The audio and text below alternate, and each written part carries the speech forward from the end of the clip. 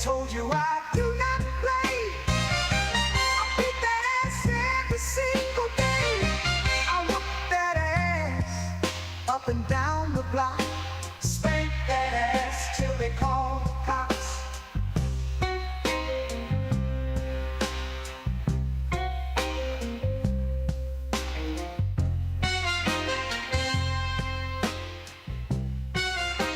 Yep, that's right. Strategy members #1 in the chat. Welcome to the motherfucking News Underground. That was an AI rendition of a song called I'm Still whooping Whooping That the Ass. time. Gonna let them know I don't fuck around. That's right. Might as well be the motherfucking theme to the stream. This is the News Underground, the one motherfucking stream on Twitch that actually takes the world seriously, is not trying to make a bunch of fucking money. Actually got something to say, and I got principles. I stand by them, bitch.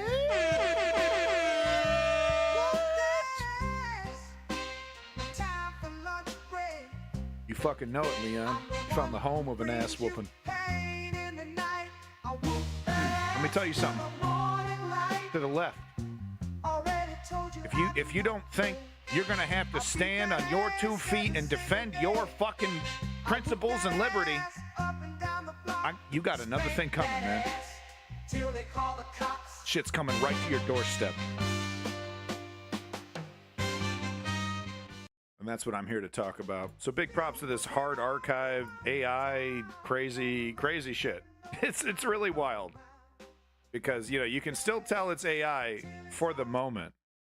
This is like ChatGPT 3.4 or something. It's getting better and better and better. You know, there's a lot of cynics right now that are like, "Oh, AI isn't going to blow up. AI isn't going to do all that. You know, it's limited technology. It's limited technology."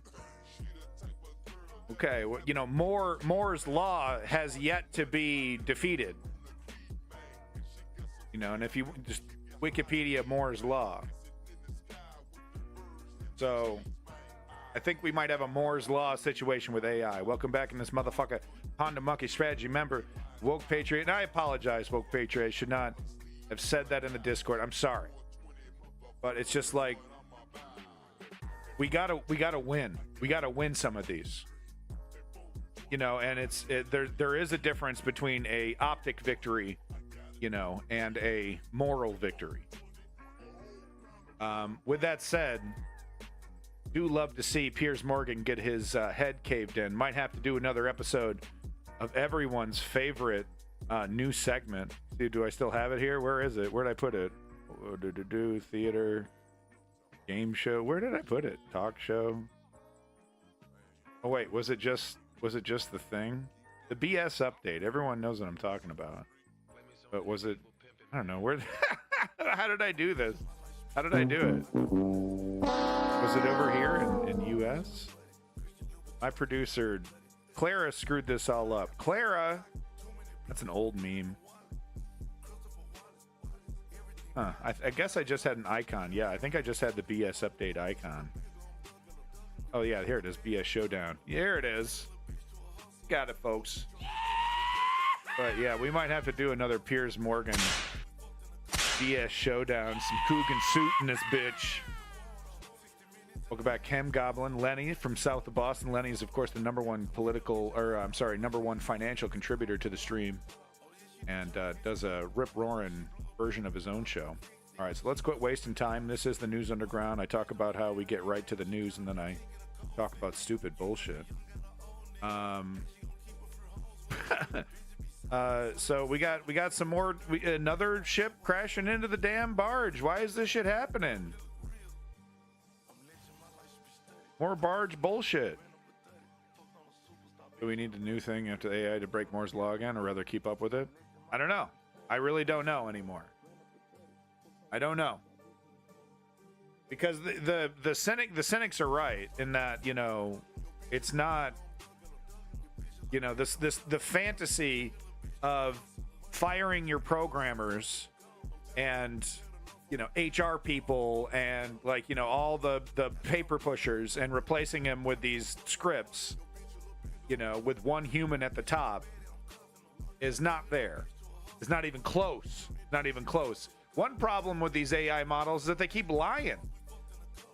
You know, they keep doing like a right-wing gaslighting thing where they just completely make some shit up. All right. Enough talking about AI. We'll do another AI segment soon.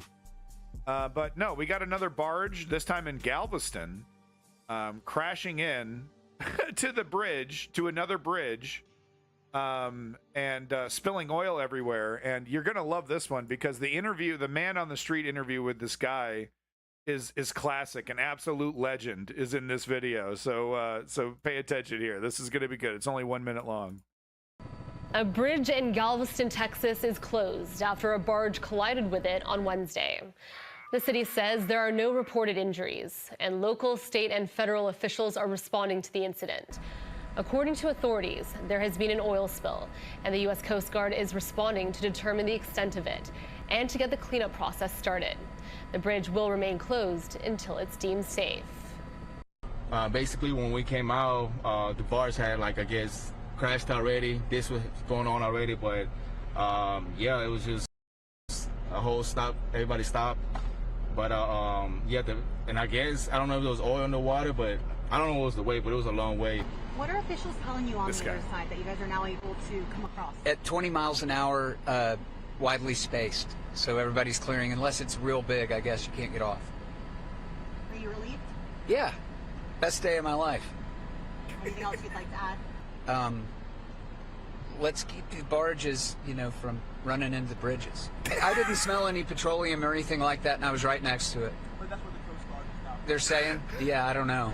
I mean, is any concern about, Galveston water? I'm not worried about it, but, I don't know much about water systems, so. The realest motherfucker today, dude. You get the realest award right there, dude. This guy rules. John Krager, dude, you kick ass. One more time, I want to hear it. Look, I'll turn up the volume just a little bit more so you can hear it more clearly. What the questions she's asking him. At 20 miles an hour, widely spaced, so everybody's clearing. Unless it's real big, I guess you can't get off. Are you relieved? Yeah. Are you relieved? Yeah. Best day of my life. Yeah. Best day of my life. Anything else you'd like to add? Let's keep these barges, from running into bridges. Let's do something about this apparently endemic issue now of fucking barges crashing into our bridges. Can this man be our president, please? Can John take the reins? I'm loving the manifesto, John. I want more. Let's keep these barges, from running into bridges. I didn't smell any petroleum or anything like that, and I was right next to it. But that's what This guy ruled. They're saying? Yeah, I don't know. I mean, is any concern about, Galveston water? I'm not worried about it, but, I don't know much about water systems. So. I don't fucking know, man. See, that's the sign of a good leader, right? It's like, well, I don't know. It doesn't seem that bad to me, but I don't know anything about water systems. That's the sign of a good leader. I don't know. We got a guy for that, right? There's a guy for that. I hope. All right. We got to keep her moving here. Because it's just crazy news. In the span of, I wasn't able to stream, nor was I able to stream yesterday? It was either I had to skip yesterday or something like that. I skipped yesterday. I had to skip Thursday, yeah, because of family stuff. But no, brazen raid just in the span of 48 hours. What I was trying to say is that so much amazing news can be happening. Brazen Raid, new vid shows horror of drug boss The Fly's deadly jailbreak as French launch Operation Sparrowhawk to hunt the fugitive. And no, this is not a movie script.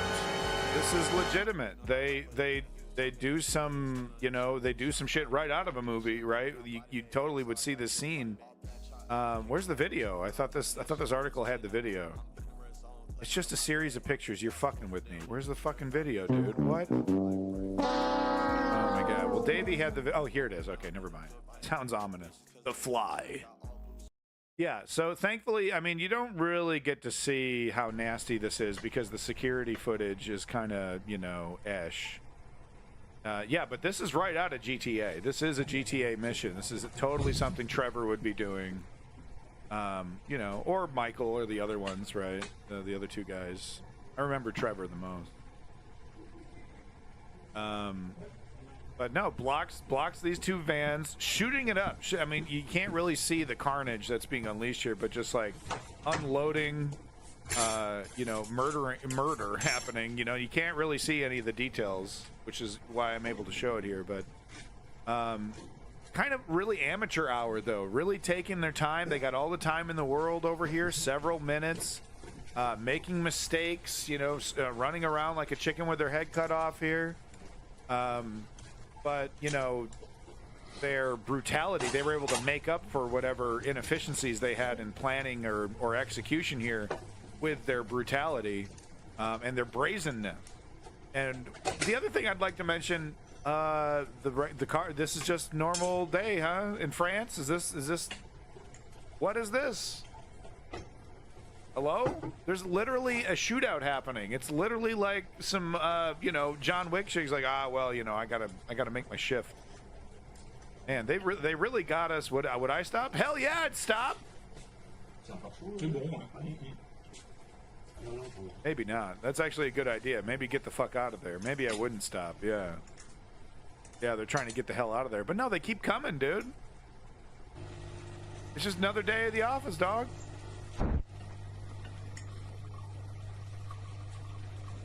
They don't know what's going on. That's why they think it's just, you know, whatever, some kind of traffic mix up, whatever. I'm just gonna, you know, go about my day. They only really see like the true extent, like once they pass this barrier. Damn, yeah. So they're doing this shit. They're throwing fire bombs. And there's yeah. So okay, there's some other footage here we get. You know, so this is, you know, one vehicle that did stop. But no, it really just shows how brazen it is. The people just going by like it's just another thing. Like they just totally did not even, you know, it's not that they're used to violence, it's that they're so used to peace. Oh look, performance art. Yeah. Oh, he's wacky Frenchman. These goddamn minds really kicking their game up. I'm gonna turn the volume here down. Yeah, Chem Goblin. Yeah, exactly. Yeah, so apparently, you know, I think we got, you know, some dead bodies, or, you know, I think these are paramedics that are, yeah. Like I said, you know, the security footage doesn't really do it justice. But they shot that motherfucker up like mercilessly, gangland style, you know.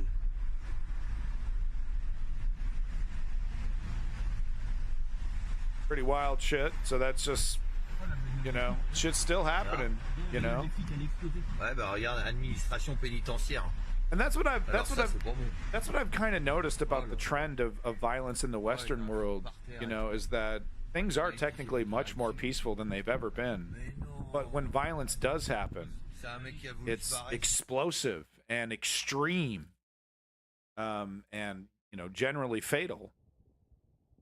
What the hell is this? Jesus, what is this? We're just gonna... Did we just do disaster porn the entire stream? Is this another Boeing? Oh shit! Oh shit, dude! Yo, that's crazy. Okay, I can't just turn away from that. Come on, we got to show this. I don't even know what's going on. I don't know. It's probably a Boeing, isn't it? I don't. There's no title to this video. I don't even. This is just. It's literally TMZ, but news. Oh, the whole fucking thing comes off. Oh, well, those people are safe at least. Guarantee you that's a Boeing. I am frightened to get into those planes. Thankfully I don't have any flights this year, but I will have to go to Hawaii next year to visit my mother. I do not, and it's always a Boeing. I'm sure it is. Do not want to get in one of those planes, man. All right, so moving on here. Pretty wild footage. Hope you enjoyed that. Thought I'd start the stream off with a bit of a bang, and we do have a little surprise at the end of this world news segment. another crazy bit of footage. But we actually have a big shakeup with the Japanese government. Right? That's how you do it? I hope that's correct. Yeah, right? My imposter syndrome and my spelling, they fight each other so bad I forget how to spell basic words. Is Japan's one-party system finally coming to an end? So yeah, so there's a big shakeup politically in Japan here. And, you know, I'm not sure what this means for the future of Japan, you know, because it's, you know, the whole situation in Japan is, you know, I really wish I'm going to miss my opportunity to visit Japan during this era. And I feel like by the time I actually get over there and visit, the prices are going to be skyrocketing like everything else. You know, their economic experiment of not raising prices, but also not raising wages has failed. But by the time I get my ass over there, everything's going to be, you know, 3 times expensive. And this is all, it's pure selfishness. That's my only concern. This video was brought to you by Nebula. Japan's ruling Liberal Democratic Party have been in power almost continuously since its inception in 1955, having only been out of power for a handful of years from 1993 to 1994 and 2009 to 2012. But the party looks to be in an increasingly difficult position, as a party that just lost 3 by-elections in one day, has a deeply unpopular prime minister, is slipping in the polls, and is still reeling from a major scandal while facing a weak economy.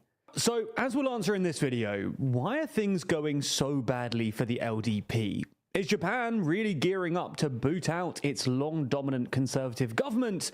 And could the fragmented opposition really break up the LDP's dominance?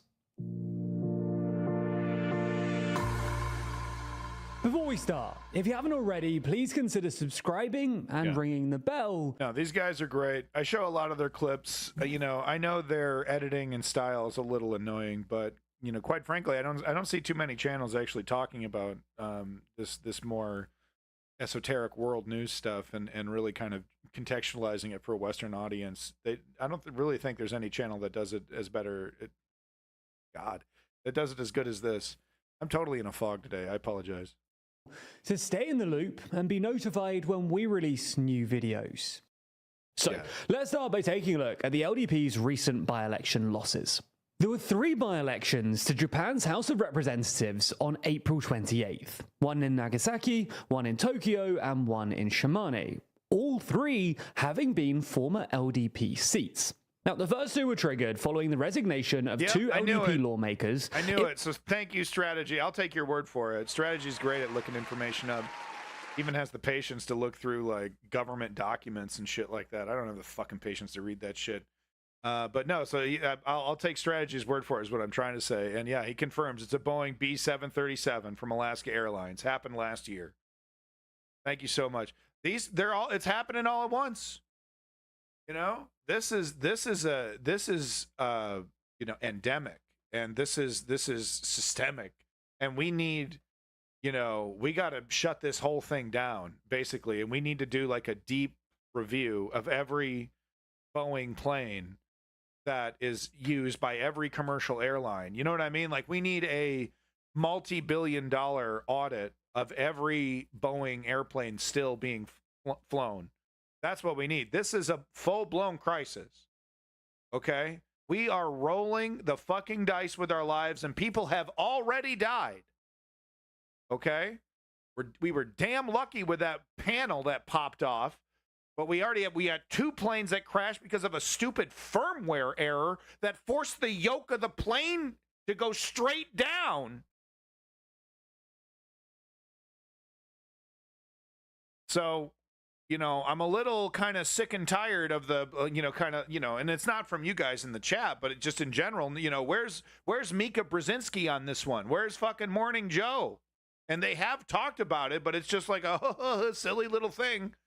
No, man, it should be like Boeing Watch every single day. What, you don't have 5 minutes for Willie to get in front of a fucking TV and do a Boeing update? They suck so much, but why do so many people watch them? Okay, back to Japan. It's okay. implicated in the major slush fund scandal that we'll come to later. Given this context, the LDP decided not to field candidates in these two seats. And as such, they were won by the main opposition Constitutional Democratic Party, or CDP. Instead, the LDP decided to go all in on the Shimane by-election, triggered by the death of a senior LDP lawmaker. But they also lost there pretty heavily to the CDP. Now, this is a big deal because Shimane is known as a conservative stronghold, and the seat has been held by the LDP since the current electoral system was implemented in 1996, making the loss all the more damaging. I will never tire of the Japanese government rituals, the begging for forgiveness, the performative bowing and things like that. It really is something else, man. It really is something. It's that island culture. You get, you go in these island cultures and things get weird. Things get super weird. System was implemented in 1996, making the loss all the more damaging for the LDP. Corrupt. And to be honest, these three losses are just the latest in a series of setbacks for Japan's LDP government, led by Prime Minister Fumio Kishida.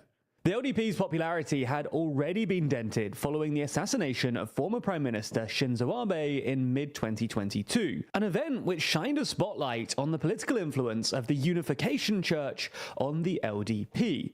Then, since November last year, the LDP has been mired in a slush fund scandal that has even further damaged the party. To briefly sum up the scandal, leading LDP party factions had for some time been failing to report hundreds of millions of yens worth of party funds, and instead put the money into slush funds used to give financial kickbacks to lawmakers. Now, several factions, including the largest, the Abe faction, were implicated. So, I mean, it's really quite scandalous what he's talking about, of course, and I think it's hilarious that they dress like bankers from, like, literally Monopoly-style bankers. Like, look at this outfit. What is this outfit, dog? What are you, like...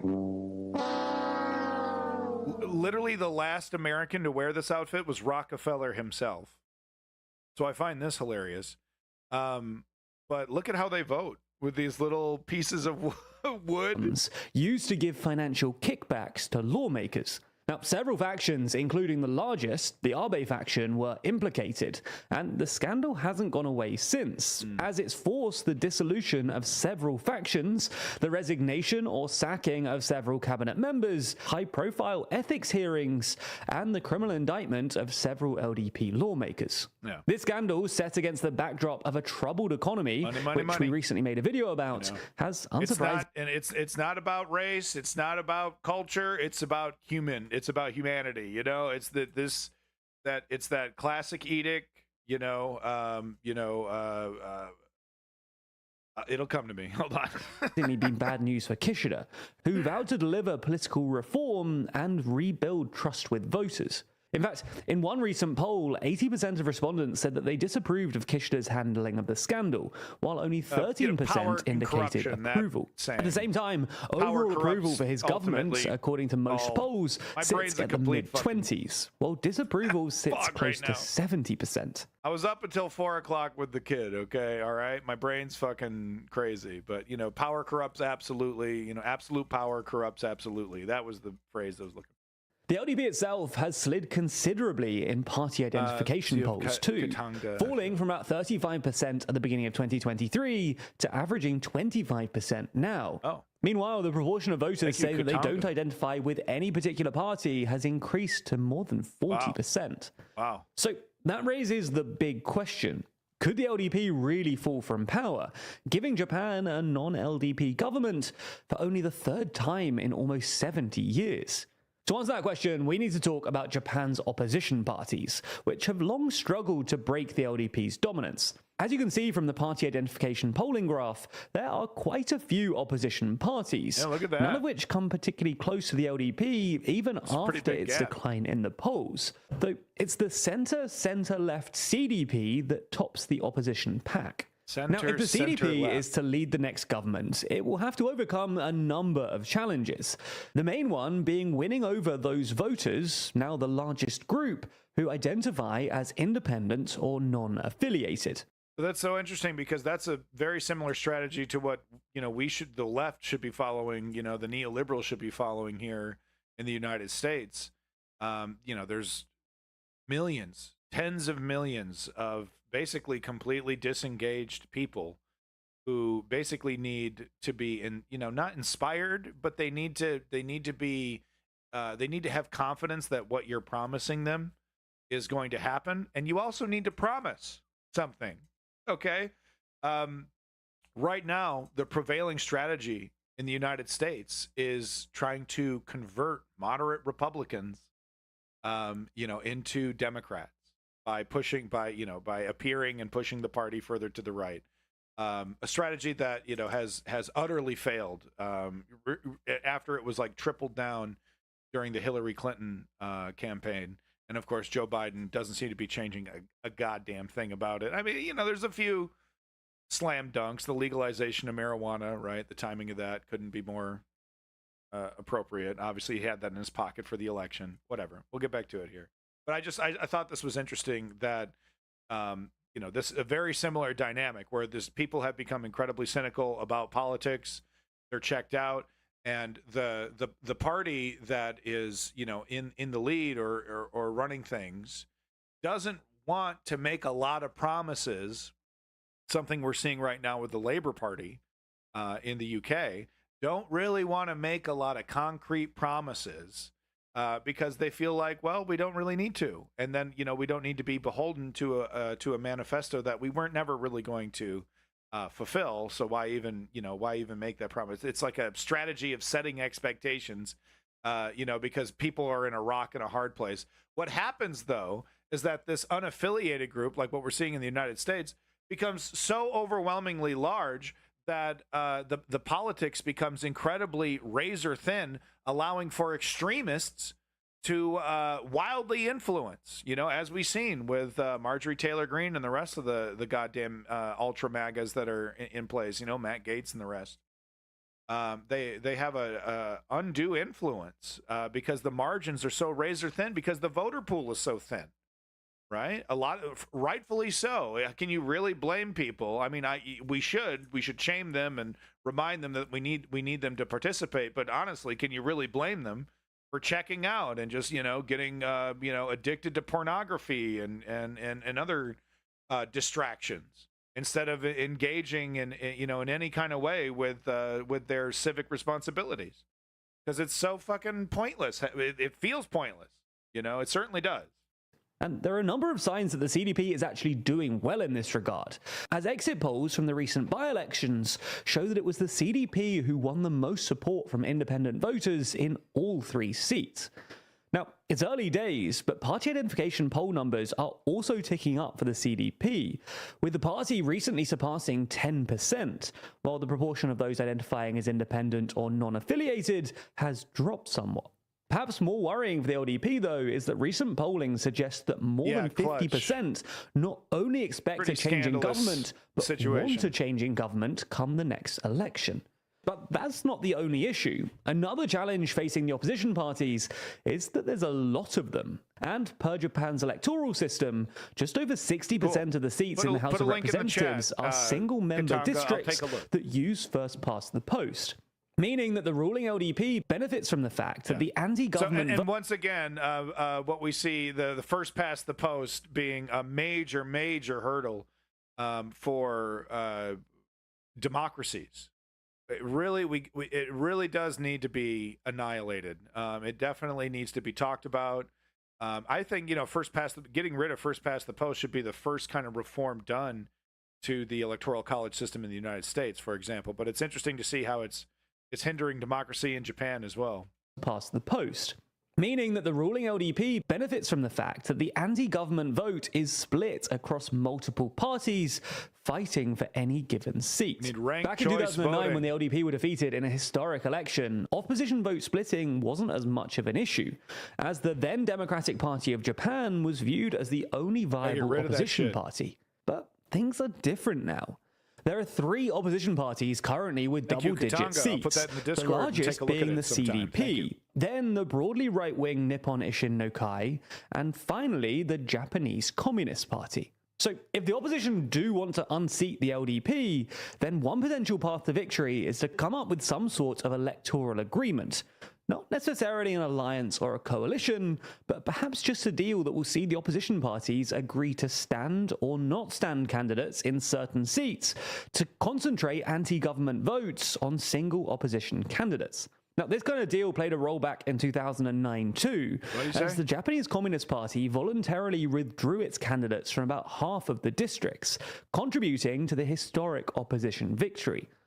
Crafting some sort of agreement this time round is easier said than done. Okay. For starters, relations between the CDP and Nippon Ishin are, to put things simply, not good, with Nippon Ishin maintaining its own goal of becoming the largest opposition party and showing hostility towards the CDP. So an agreement between the two looks unlikely. And secondly, potential cooperation with the Communist Party is tricky for the CDP too, as it could alienate conservative-leaning rural voters that the CDP is seeking to bring on side.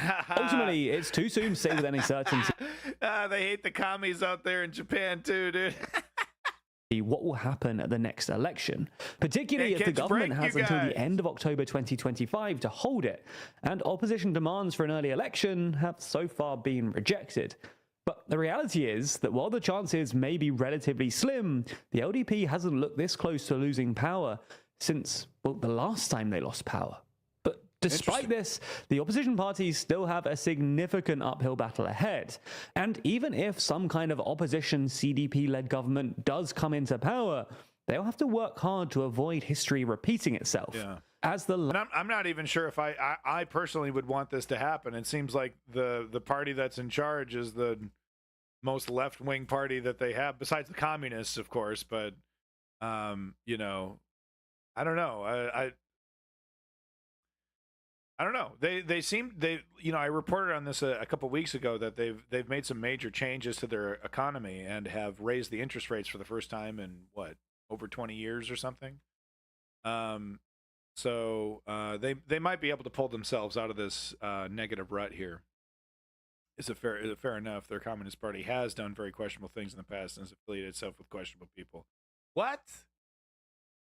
No. I refuse to believe communists could be bad. It's not that simple. Why is the decline of democracy a global phenomenon? Is it the decline? I mean, you know, what we're seeing is the conservative right now these democracies are functioning, except in the United States where there's the real threat. But really, I mean, there's no, Pierre Poilievre in Canada, and the Tories in the UK, and no one else is really talking about dismantling. Well, Israel is talking about dismantling their democracy. Bibi Netanyahu would like to with his judicial reforms. I don't know. I'm hesitant to say it's the decline of democracy quite yet, because I'm seeing, these radical conservative parties are masking off all over the place. People fucking hate them, and they'd much rather have milquetoast corporate neoliberals than these fascists. So truly, for these extreme conservative parties to have the power that they desire, they truly do need to dismantle democracy. And really, the only place where I'm seeing conservatives actively, talk about, set a plan and talk about, and set deadlines for implementation, this Project 2025 stuff that I'm talking about, is in the United States. I don't, like I said before, I don't see the Tories doing it. I don't see the conservatives in Canada doing that. But I must say, the conservative parties in a lot of different countries are going strong. And, what they offer it's the same old shuck and jive, man. It's the same old deregulate, tax cuts for the rich, same shit. They're not offering anything new. It's just different. Last non-LDP government, elected in 2009, lasted just 3 years before the LDP returned to power on the back of a landslide election victory. There's definitely going to be new developments with this story, though, so keep an eye out for future changes. Actually, the best way to stay on top of the news is with Nebula News. There it is. There's the sponsor. All right, so thank you so much, TLDR. Interesting stuff about Japan. We'll definitely be watching this space. We'll definitely be watching this space. I can't help myself, guys. So much fun to say. Yeah, we'll definitely be watching Japan and seeing about what happens with their politics. So definitely watch this space. Thank you so much. Pod save America. So update on the Slovak PM who was assassinated. Breaking news we had, when I was streaming about Georgia. Slovak PM here. Their politics are interesting. Very, very much. The society, the whole Japanese, of course I'm a fucking big nerd, right? So Japan to me is utterly fascinating, the good and the bad, which there's a lot of, just like every place. Surprise. How are you gonna surprise me? Thank you for that follow.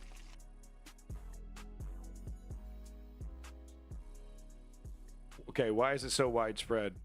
Okay, that's a good question, Clutch Cargo. You asking, so why is this this stale conservatism that we've seen time and time again, the same shuck and jive as I described? Why are we seeing that coming back? Why is that why is that still relevant? The racism, the xenophobia, and that goes back to these corporate milquetoast neoliberals who, to fill their pockets, they have to align themselves with oligarchs and rich elites in various ways. To make their money. So they have to please that demographic while also pretending to be progressive. And it leaves their inability to lead, as we've seen with Joe Biden in a lot of different cases. Not totally though. Joe Biden, is a mixed bag. But their inability to lead opens up the door for conservatives to lie to everybody, right? Use populism to convince people, oh, our way is better, right? And they understand that there's people have short memory spans, and they understand that, oh, okay, we can get back in. There's, eventually we can nail this narrative over and over and over again and get back in. And honestly, to answer your question, the reason why they have that ability is the weakness of the neoliberals to push back against their conservatism, to actually provide a viable alternative, right? Because there's really no reason why we're paying the amount that we're paying for gas. There's no good outside of greed. There's no good reason outside of greed that we're paying as much as we are for food, etc., for etc., for homing, for housing. God damn it. So their failure to lead opens up the disingenuous populist conservatives to lie to enough people to convince them that, well, you don't like it right now. Well, we got the better alternative. Just forget about that last time that we were in charge when we completely screwed the pooch. It'll happen immediately when Labor takes charge. When Labor takes over after the elections, when they defeat the Tories. It'll happen immediately. They'll start the narrative of like, oh, things were better under us. Remember, they're destroying it. They're destroying your way of life. They're attacking your way of life. Yeah, Clutch Cargo. Yeah, that's what's really frightening is I'm seeing a lot of Western left democracies embrace American-style neoliberalism because you get fucking rich. Because you get fucking totally fat, dude. Nancy Pelosi's a bazillionaire. I mean, she's a multimillionaire, but you know what I mean. She's fat. She's fat fucking rich. So that's why it's so popular. Welcome back, Davey from 3 hours ago. What you talking about, homie? Davey, what? Oh, here's a more current story. Oh, okay. Thank you. From about 3 hours ago. All right. Thank you, Davey. Whoops. All right. Let's take a look. Slovakia's prime minister undergoes further surgery as suspect is identified. Oh, thank you so much, Davey, for giving me a link that doesn't work. What can I do with this link? Oh, I'll go to archive.is. Ooh, we got another follow. My God. The German guy with mustache. Okay. Yeah. Wow. Cool. All right, let me just go ahead and how do I, it's such a pain in the ass when someone does that. It's like, how do I ban them? And hey, German guy with mustache, could you please say something in the chat so I can ban you and report you? It'd be really great. Just, pop an N-word or something in the chat really quick so I can just fucking, do all that. Yeah, Hitler was Jewish, dude. With few details about assassination attempt, questions swirl in Slovakia. The authorities have released little about the attack on Prime Minister Robert Fico. So we have the full video. Oh, it's Nietzsche? Oh, dude, that'd be funny if it was Nietzsche. That'd be kind of hilarious. I want my Chud emote back. Yeah, how do you get that back? Nancy has a freezer full of ice cream. Yeah, I remember. Yeah. Wow. You guys, I mean, she opened herself up to her immense hypocrisy during COVID, right? With her hair, getting her hair done, and I understand how things can be so bad. She opens up her fucking freezer and it looks like a goddamn grocery store. Hitler was Austrian. Oh, sorry. I thought the rumors that he was Jewish were true. I don't know. I can't keep track of all the Hitler shit. I can't keep track. But no, I interrupted myself because I wanted to tell you in the Discord, Davey was nice enough to post different videos from multiple angles. If you want to see the 70-year-old man dump on Fico, man. Fucking gangster, man. Bop, bop, bop, bop, bop. He's getting tackled and he's still shooting.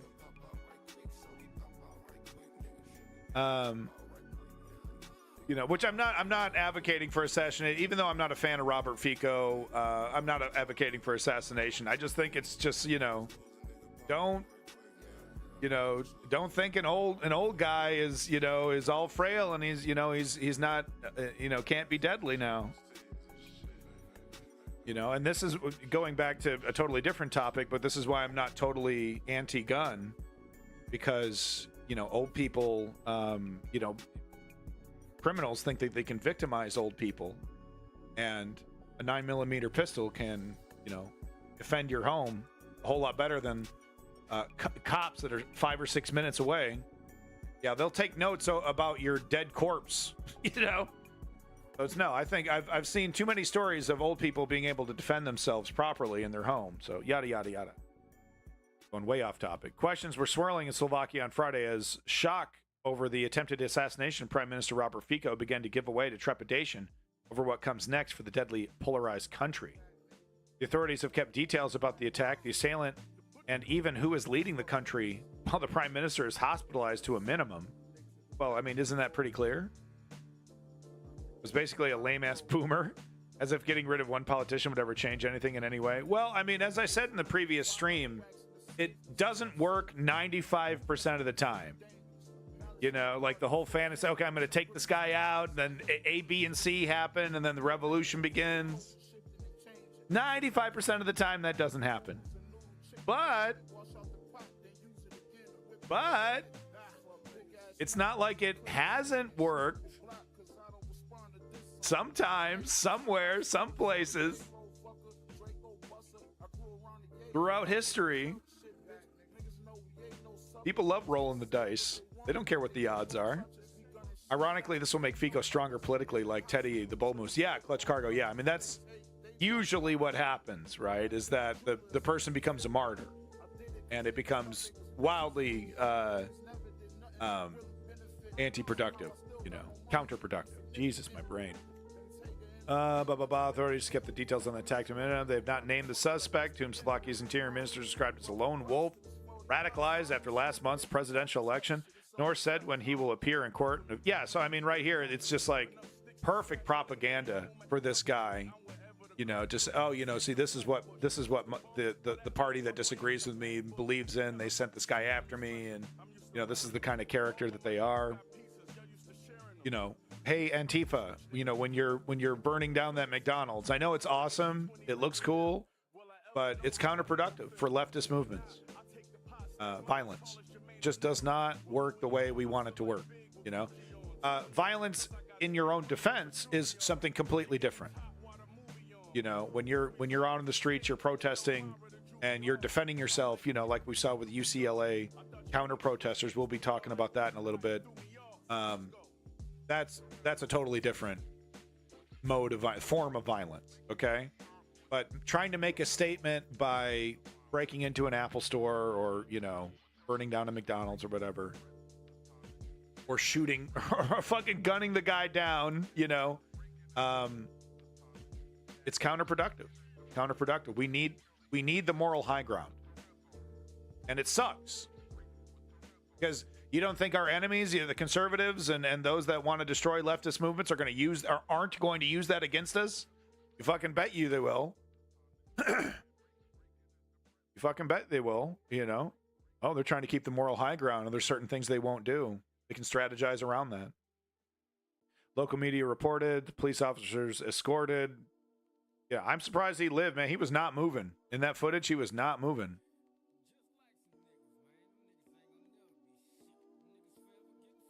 All right. Thank you, Davey, for this article. If you'd like it right here, you can go ahead and read the rest of it. I don't have time to read the whole thing, of course. I just wanted to do an update. The guy's alive. Didn't look very alive in that footage. You know, they definitely, you know, they were like, you know, hiding him with a body bag, basically. Yeah, hey, Zeus, sure, no problem. We're going to be covering Gaza in a couple more videos. So, yeah, if you got something, I you know, maybe. We'll see. See. Post-nationalist Dutch. Yeah, we'll see, Jesus. Don't get too excited, buddy. All right, so moving on to Taiwan. You're going to love this footage. Basically what's happening, it's kind of confusing, but the basic rundown of what's happening is the pro, you know, it would be really great if China took us over, and you know, China's really great, and shouldn't we just rejoin China and all that party, which is basically what they are. They are trying to pass some laws right before the prime minister, who is anti-China, who is anti-China should take us over, who the people voted for. So we see this, we see Republicans do this in the United States as well. You know, a governor or a mayor who is liberal is voted in, but the conservative Supreme Court and the conservative Congress and all the conservative bodies of government that are in that state then do everything they can preemptively with whatever time and power that they have left to reduce the amount of power and governing ability of that body before that person gets into office. This is basically the same exact thing. So this kind of physical resistance, it's uncouth, it's ugly, but it's also kind of understandable as well, because what they're basically is, what they're trying to be is stooges for an invasion. You know, they want to be the government that is forced to be put in place when China invades, and they're trying to convince everybody it's a great thing. Yeah, Katanga, interesting angle there. Yeah, I don't think that will fix anything. I don't think Japan's interested in that kind of shit anyway. They got their own problems. There it is. Oh, okay. All right, let me just do a refresh here. What's that? How you doing? Yeah, there we go. Taiwan politicians shove and tackle each other in parliament. Better than China. I think what would be better is for an independent Taiwan to be its own entity and forge its own destiny. I think that would be best. So it doesn't have a majority. Opposition Kuomintang with more seats and closer ties with Beijing. Yeah. But yeah, they're just trying to strong arm, trying to force this crap through, trying to reduce the power of the because they know they know. They know that if this party is successful at standing firm against China, it's going to be really hard to, like if the economy is stable and people, and things grow and things are stabilized and, the West has their back and they feel confident in defying China instead of being scared. It's going to be hard to reverse that momentum. Yeah, Zio. Look, I mean, I don't like it. It's very uncouth. I don't like to see it. But at the same time, we've seen China's tactics, right? oh, we're just gonna come, hang out, send a fleet, couple ships, not a fleet, but like a couple ships, 3 or 4 ships, float them in international waters, or Taiwan's waters. Oh, kind of start fishing. Oh, it's kind of ours. We're gonna do it anyway. Antagonize, straight up antagonizing. We've seen how China, tries to strong arm these democracies in general. But of course, Taiwan is one of their big targets. All right, so I'm very curious about this YouTube video. So I'm going to take a little peek at a different tab, make sure it's not a beheading. Yeah, so that's what I thought we would see. Yeah. Okay. Oh, yeah. It's a Gazan. They're faking it, guys. Didn't you know? It's a Gazan faking it. That's really cute. Yeah, I figured that's what that was going to be. Jesus, thank you so much for your propaganda. I appreciate it. Yeah, there's no proof that Gazan people are dying and suffering, guys. It's all a big ruse, fake news. Most moral army in the world, IDF. Certainly no evidence. Show the video. Show the proof. It was a Gazan child, I don't know, with some makeup on his face under some rubble, and he was laughing, and because he was pretending to be hurt. Clear evidence that that the death toll is overblown and yada yada yada. What the fucking narrative? Jesus Christ! Full blown genocide denial, which is what it's called. I'm still uncomfortable with the genocide word. Full blown ethnic cleansing denial. It doesn't really matter, though, does it? What is technically is and isn't genocide? It's attempted genocide. I feel pretty confident saying that. Yeah, Katanga. Cool it with the anti-Semitic remarks. But cool it, babe. You got to cool it, buddy. All right, so we got Indian news here. Show the video. Show the proof. How many videos have I shown of pale, limp children getting pulled from rubble? I've of course had to blur it. The news will blur it, and I'll show it. But how many? There's several videos that have stained my mind. They're 1-year-old faces covered in dust and debris, totally dead. I have a video specifically about this ethnic cleansing denial. It's actually going to be, was it number? Yeah, going to be a very, very early video in our Gaza coverage here. No, the UN did not have the number of dead in Gaza, right? Because that's what we're seeing, a bunch of denial. They call it genocide denial. It's whatever technicality. That doesn't really matter as much as the fact that it's straight up propaganda. It's a lie.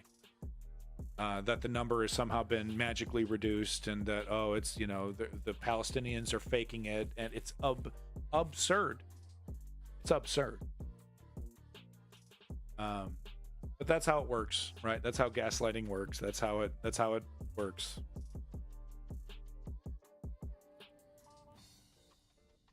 Yeah, woke patriot. No, I mean you couldn't tie these people down to on a chair and force them to watch the video. Oh, it's fake. Oh, it's actors. Oh, I don't want to. But anyway, over to India. We'll be getting to Gaza because, of course, we have to talk about it. Wow, schizo posting. Cool. That's cool. India election. Modi rivals hit by string of raids and arrests. So the Modi dictatorship continues to, be born in front of us. I have no doubt that this man is going to, do what he needs to do to basically suspend elections at a certain point. I don't see any. I don't see any respect whatsoever for alternate choice. And unfortunately, he has, he's one of these guys. He's got a boogeyman. He has a religious boogeyman that he's able to target. I think they're a minority. I think. Yeah, no. I mean, this Modi character, mark my words, is going to be, you know, it's going to be dictator Modi by the end of this, and it really is going to require a massive push from the Indian people to do something about this. How's democracy doing? The world's largest democracy? Not great. Clutch, not great. Does that mean I want authoritarian strongmen? Or full-blown communism? No and no.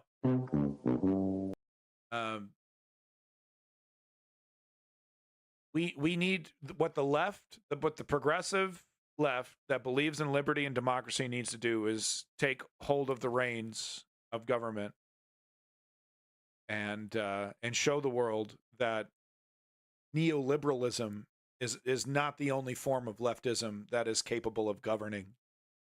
And we're doing a pretty dismal job of it right now. Kind of acquiescing our power to these mediocre characters like Joe Biden. When we could have more, you know. I mean, AOC, you know, she should be a contender. She should be up there. We should be talking about Vice President AOC, and you know, we won't be talking about AOC as, you know, some kind of real alternative until, like, what, 20 or 30% more of the Democratic Party dies, literally. The spirit of campaigning in this long election process is at no risk of fizzling out. But many at this rally are emphatic that democracy is. The democracy in India is not dead. It is bleeding profusely. I put Modi along with Putin and Xi Jinping. India coming soon! India coming soon! As results day draws closer, the outcry over a so-called opposition crackdown intensifies.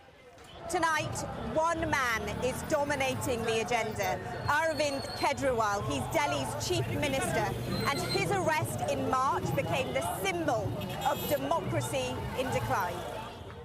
What do you think Kejriwal's arrest says about democracy in India? I don't know about that. Kejriwal ji के साथ जो हो रहा है, what has happened is complete dictatorship and against democracy. They are suppressing the voices of elected representatives. आवाज को दबाने के लिए हो रहा है. It was the first time in India's political history that a chief minister had been arrested. Yeah. Classic dictatorship. Now, a Arrest your 26-party coalition known as the We hear Trump, you know, pontificating and fantasizing about, you know, how he can't wait to do the same thing once he gets into power. Classic dictatorship. I mean, I'm talking, you know what I mean? That fucking cartoon comic book villain dictator shit, right? Just totally normal now. China claim a region, China border with India. If that claim for Tibet. I'm sure English is your second, third, fourth, or fifth language. So I'm just going to give you a break surprise and just kind of smile and nod along. Okay, bud? You're trying. You're giving it one hell of a college try, bud. In fact, many Hindu Indians support Israel simply because they think Israelis are based for genociding Mozzies. Mozzies, you mean Muslims? Yeah, I mean, it goes back to this, you know, to these old hatreds, but really it's a justification, you know, that it's a hammer looking for a nail. You know, it's just a justification to fill in what is ultimately, especially when you look at Israel, it's really about colonization. The religion, the vindication, the revenge, all of that is feeding into the primary goal, which is this acquisition of land and territory, which is something that has been happening, fuck man, forever, dude, for like literally ever. So we're still not done. We still haven't drawn the lines and started a real dialogue about communication. No, that's mine. That's mine. No, that's mine. That's mine. That's mine. You're a monster. You're a monster. You're a villain. You're a demon. But it really goes back to colonization, and the religion kind of helps justify that. You know, whatever works. It's, you know, whatever works to justify power. India alliance is desperate to puncture the ruling party's Yeah, let's try power. to avoid slurs, okay, Katanga? Kejriwal's release on bail last week was a moment of jubilation for the counter-campaign. But the arrest of opposition politicians is now commonplace. An example, they say, of the BJP manipulating government agencies. Muslim is only the largest religion on planet fucking Earth. So we should acknowledge that. I, Saket Neela Suhas Gokhale, having been elected a member of the Council of States. Saket Gokhale, an MP for a centre-left party, spent 6 months in prison last year, accused of money laundering. The police say they're also looking into crowdfunding that he allegedly used for personal use. I was arrested by Mr. Modi's government on the charges of Islam. What did I say? Muslim? God damn it. God damn it. So they're not the largest anymore? Who's that? Christians? Is it the I don't give a fucks? I thought capitalism. My brain is not working. Yeah, Islam. They never were? All right. Okay. I don't care. I'll take your word for it. I don't care. 500 rupees, which is it really £5. is a cancer. And the Trinamool Congress has claimed that Saket Gokhale has been picked up again by the Gujarat police. The TMC a small sum, he says, for a high price. Well, there you go.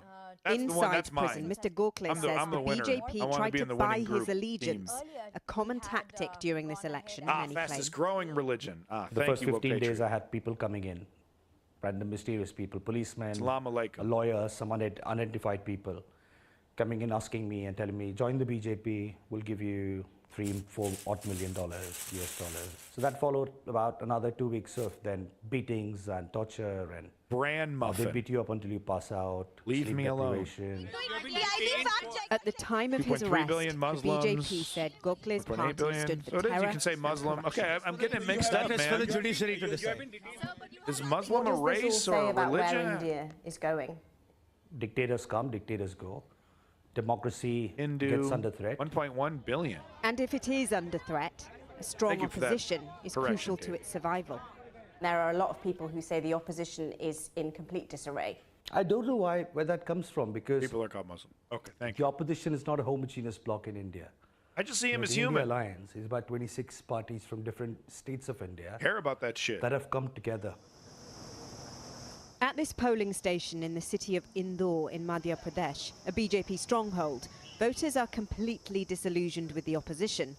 If any of these people wanted to vote for the opposition Congress candidate, hard luck. He joined the BJP this week. Yeah, that's the biggest religion. There is no opposition. What can we do? Agnostic, atheist. So even if they stand, it's pointless.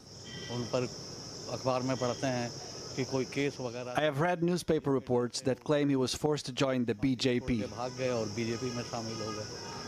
Scientology, guys. Get it right. Come on. We first meet Bansuri Swaraj, a BJP candidate, amidst the mayhem of her rally. The opposition are feeling quite miserable. They're saying that the BJP is misusing government agencies to hold on to power. Is it? First, they're the opposition. It is their job to feel a little bit miserable because they... Next time, she answers our questions with her mother watching over, once Foreign Minister to Prime Minister Modi. Swaraj Jr. insists the electoral agencies are autonomous. And get all kinds of history lessons in the chat. Dissent, of course. See, this is why I like you guys in the chat. Look, you keep me honest. I'm learning things. Because like there's a lot of misconceptions and ignorances, and biases. So this is how we create real movements. This is because what you do is you learn and you take from this experience, and then you spread the message. Right? I need all you guys to be Johnny Appleseeds out there, right? Planting those trees that your kids are going to enjoy that you'll never see. Right?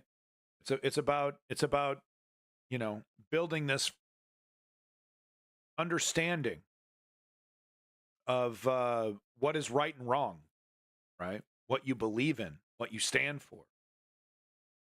I guess that's a lot too awkward for a lot of kids, and they just rather watch Hassan. Opposition parties, of course. Yeah, what does that look like to the party? Well, In fact, you're teaching if you actually see, all your questions are stemming from that dissent. Even the opposition, the fact that they have forged an alliance is stemming out of that dissent. The dissent seems to be extremely selfish, self-driven, self-serving, but then so be it. I'm again telling you, democracy in the country is alive and thriving. Oh, I see. Well, she supports that's decided then, according to the BJP. Yeah. There are 20 days till the world's largest democracy announces They're just its haters, election basically, results. is what she But said. many say the process has been tainted by a party hell-bent on holding on to power. Well, the opposition is fired up. We saw that at the rally My religion a is little earlier. quantum mechanics. People say that Narendra Modi boasts to the world That's that India that's will my be shit. the Vishwa Guru. That means a world leader. But in reality, he's Nietzsche hollowing and away quantum at mechanics. India's It's my democratic institutions. Take the Congress party. They ran India for years and years. But then last year, they had their bank accounts frozen by the government for allegedly not paying their taxes. And the Congress party said that really crippled its ability to fight this election. Also last year, 141 opposition MPs were suspended temporarily from Parliament. And in that time, the government passed through several landmark bills, including a controversial policing law. And there was no opposition to that. There was no debate. It just happened. And so you might be wondering what voters think about. If you're wondering why I'm paying attention, but I'm not really commenting on it, because this is, like I said, this is dictatorship. This is, I've showed the first part of that, a really amazing Modi documentary that came out about 6 months ago, I believe, and I've been meaning to show the second part, but it's very clear to me what's happening here. He's locking down power. He's destroying dissent. Soon, if it hasn't happened already, we'll see free media, any kind of free, independent media, completely destroyed. He's just literally checking the boxes, guys. He's almost doing it like lazily. You know what I mean? He's not really every time you see this guy, he's so like, he's like small, and he's very quiet, and he has the same face, and it's like, where's the charisma? And he's just lazily checking the dictator boxes. Hindu fascism, sure. I mean, it's the cool thing about fascism, and I don't mean to say anything's cool about fascism, but it's really quite interesting, because I don't see a lot of systems, or a lot of frames of mind, whatever you want to call fascism, modes of government, whatever. I don't see a lot of systems that are able to assimilate the trappings of the culture that they're in, right? So there's American style fascism, there's Chinese style fascism, Russian style fascism, fill in the blank, right? It's fascinating how fascism can take on the symbology and identity of the governments, of the cultures and societies, but it's still basically fascism, right? Same shit. It's just, flavored differently. It's got different iconography, that kind of stuff. Really interesting. Tao of Physics is a great read. Oh, thank you, Ponder Monkey. I'll put that in the book recommendations area. About this, a lot of people that we've spoken to here say what they really care about is public infrastructure, wages, the cost of living, the price of rice. But actually, there are also millions of people here who are deeply worried about where this country is going in terms of democracy. Yeah. Here's where it's going. And the only people that are capable, the only entity that's capable of stopping this is the people. And that's what makes democracies so amazing. The best, worst system, it's the most fair system, it's the most equitable system when the people are participating. One of the first things that is probably done to undermine a democracy is making it difficult for people to express their desires about what direction they want their government to go in, right? Adding layers of bureaucracy to participating in that, in those votes, making it difficult. And it's really interesting to me, right? Because under this guise of security and safety and anti-fraud, we have all this technology. We have fucking apps on our phone. We can get booze, pussy, and fucking food, delivered right to our door, right with the touch of a button. And we still haven't, we could do bank transactions. We could buy a car. We could buy, a house with an app, so there's all kinds of major financial transactions and things that we can do with the technology that we have. But, oh man, when it comes to voting, right, we still gotta, we gotta sign up, and there's all these, rules, and, gotta show up to the specific place, and Oh, you're disqualified for that reason, and you're disqualified for that reason. All right, so moving on from that, my democracy rants, they never end. But no, we have like I said, guys, big news happening. I mean, like 48 hours passes and, 300, you come back. It's like that scene from Community with the pizza. The whole fucking place is chaos. Right? Oh, go get the pizza. Comes back, and the whole place is on fire. Very similar kind of situation. 48 hours passes, and all of a sudden, riots and assassinations. Is this the politics of an evaporating Indian middle class? Oh, I don't know about that. And the thing about, Modi is that he definitely knows how to please the right kinds of people, right? The people that he knows are going to vote for him. But yeah, I guess we'll see. We'll see. We'll be following up on Modi's rise to dictatorship as it happens. It's happening right before our eyes. It's fascinating. But no, new. Oh man, Caledonia. Oh come on, say this properly. Hey honey, how you doing? Oh my god, thank you, dear. I got it's a little mixed surprise talking about fucking consumerism is America's religion. Here we go. The quintessential consumerist object here, McDonald's. Look at that. Delivered right to my door. Thank you, honey. Sorry, how do I say this? Caledonia. Caledonia. Okay. The New Caledonia riots trigger state of emergency in territory as French police arrive. So this is, interestingly, we're talking about colonialism. This is the continued legacy of colonialism. These crusty ass empires, Britain doesn't want to give back the jewels they stole in their crown. They don't want to give those back. No one wants to give back their ill-gotten gains, but they want to claim their moral, democratic, and those times were times of the past. Meanwhile, we want to hold on to the spoils of that barbaric era. I'm Mick jealous. This is about the Pacific territory, the French Pacific territory of New Caledonia. France saying the territory has, in its words, escaped state control. This is after a number of days of deadly violence. France has declared a state of emergency in the territory and has sent in reinforcements as well as blocking TikTok there, all part of France's efforts to try to deal with the unrest. At least five people have been killed in the rioting, including a French police officer, and hundreds more injured. And the reason for this, there's anger in New Caledonia over France's plan to impose new voting rules in the archipelago of around 250,000 people. The French authorities say around 200 people have been arrested. Well, I can speak now to David Boydell. He is in the capital, Noumea. His road has been protected by a barricade. Thank you very much, David, for your time today. Just explain for the viewers then exactly where you live and how close you are to where the trouble has been happening. Yeah, strategy, yeah. Just give the shit back. David, I think you're having a little bit of difficulty hearing me. I'm going to repeat the question. I believe you can hear me now. Can you explain for our viewers, please, where exactly you live in New Caledonia and how close your home is to where the trouble has been happening? Right, we're in Noumea itself, in a suburb about 2 kilometers out of the center.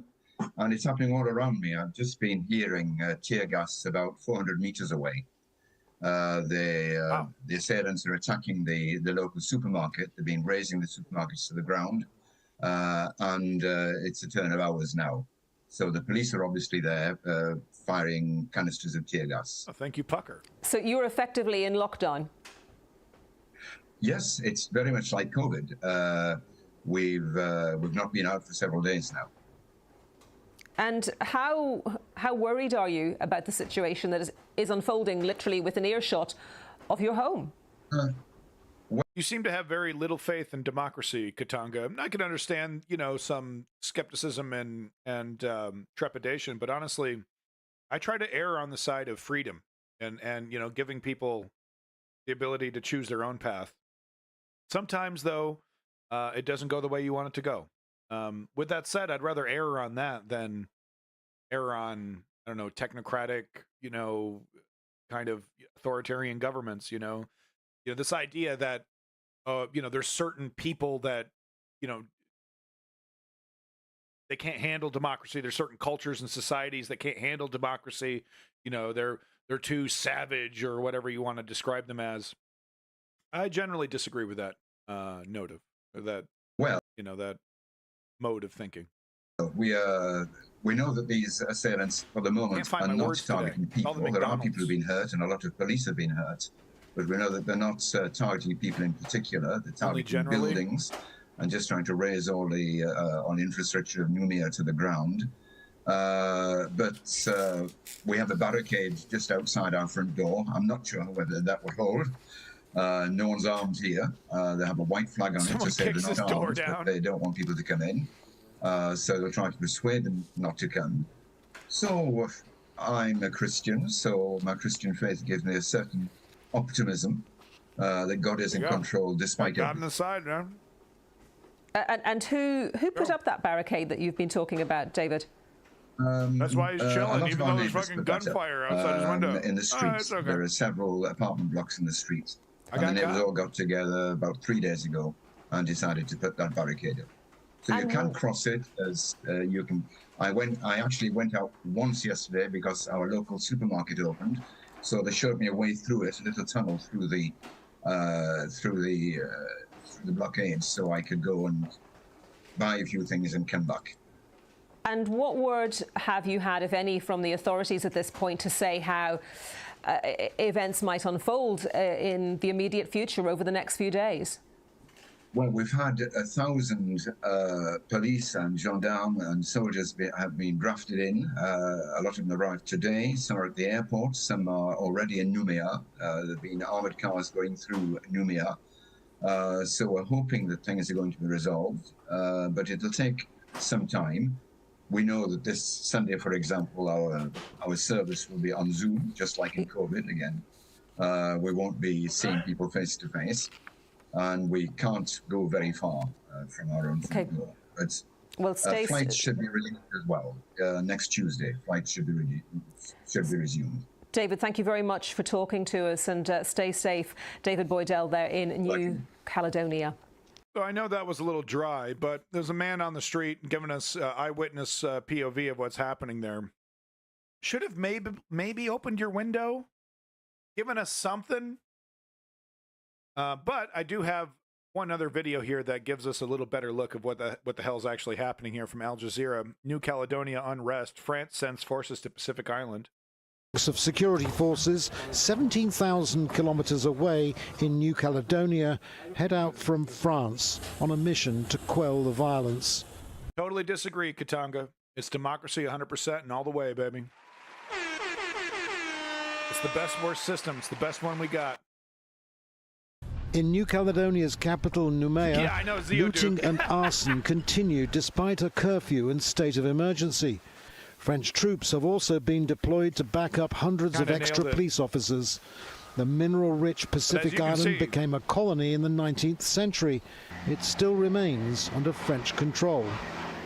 La situation y reste très yeah, look, Winston Churchill was the right man for the time, but it was absolutely 100% correct for him to be voted out of office when he was done. He was a full-blown, pro-monarchy, anti-democratic kind of guy. He didn't believe people could handle democracy. He believed people needed to be managed. With that said, Winston Churchill was the right man for the time to fight the Nazis. 100% correct about the Nazis, but it was 100% correct for that democracy to say no, thank you anymore, Mr. Winston Churchill. Now that the Nazis are defeated, we don't want because he wanted to bring back the fucking supremacy of the British Empire. Winston Churchill, he was kind of a George S.S. Patton, he was doing a little Patton thing himself over here. He was like, yeah, we should go into Russia. The situation there remains very tense, with looting, riots, fires and assaults that are obviously intolerable and unspeakable. I would remind... Yeah, I don't like Trump, but that doesn't mean I stand against, bad democratic decisions. It just means that we need to, get more people involved, really, honestly. the Republicans have lost time and time again the popular vote over and over and over again. The people don't want Republicans. It's just about, hell, that's not even, is it fair to call the Electoral College real democracy? You know what I mean? Is Donald Trump, the result of the Electoral College really the product of a functioning democracy? It's hard to call the Electoral College functioningly democratic. Still remains under French control. La situation y reste très tendue.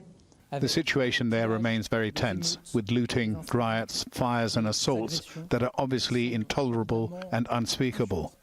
I would remind you that 2 gendarmes have died. A gendarme was shot in the head yesterday. Another gendarme died today as a result of a weapon mishandling.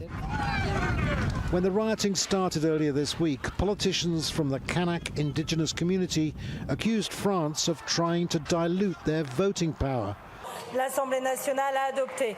The French Parliament has adopted a constitutional reform bill which will allow all French residents who have lived in New Caledonia for more than 10 years to vote in elections. The Kanaks, who make up about 40% of the population, say they're being marginalized by the French.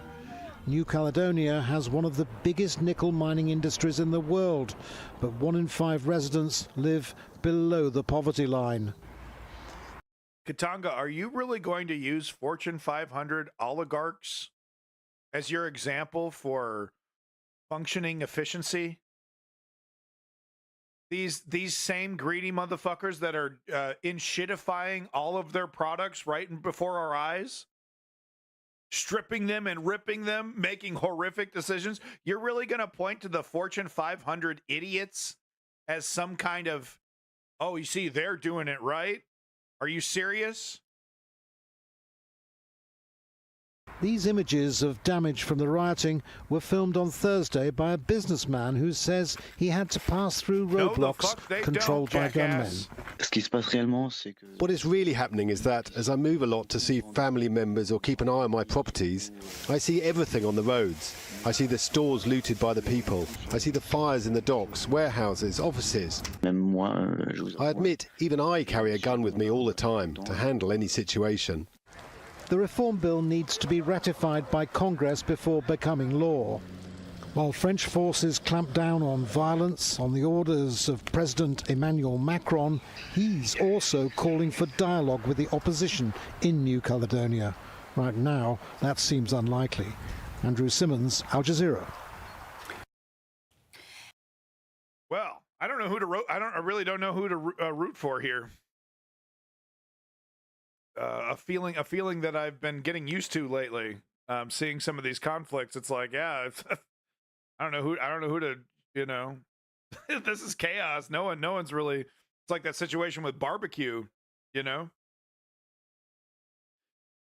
All right, last video I have for you before we jump into the Gaza stuff, which I know everyone's just looking forward to. This Katanga motherfucker over here. Talking about how CEOs, really, are you what, let me guess, you're a Bloomberg guy, you're an Andrew Yang guy, you're a Vivek Ramaswamy guy. Our government should be run like these Fortune 500 companies that are so wildly successful. Please. Lived there for 10 years becoming eligible to vote. I think it's unreasonable for people to live there for 10 years becoming eligible to vote. Yeah. So this is the last bit of footage I have. I don't think it's unreasonable. Right. But no, this footage will shock you. This woman doing her job, she's not. That's what they're rioting over. Yeah. I don't think it's unreasonable for people to have lived there for 10 years becoming eligible. It's not. It's not. 10 years? Yeah, you're living there, right? You're contributing. You can't be there for 10 years and not be contributing to the economies. But no, back to this footage here. This footage will shock you. All right, if you're doing something else, come back to the TV, come back to the screen, because you're going to want to see this. This is totally mind blowing. This woman, she's not on her cell phone. She's doing her job, driving along on the bridge, and then this happens.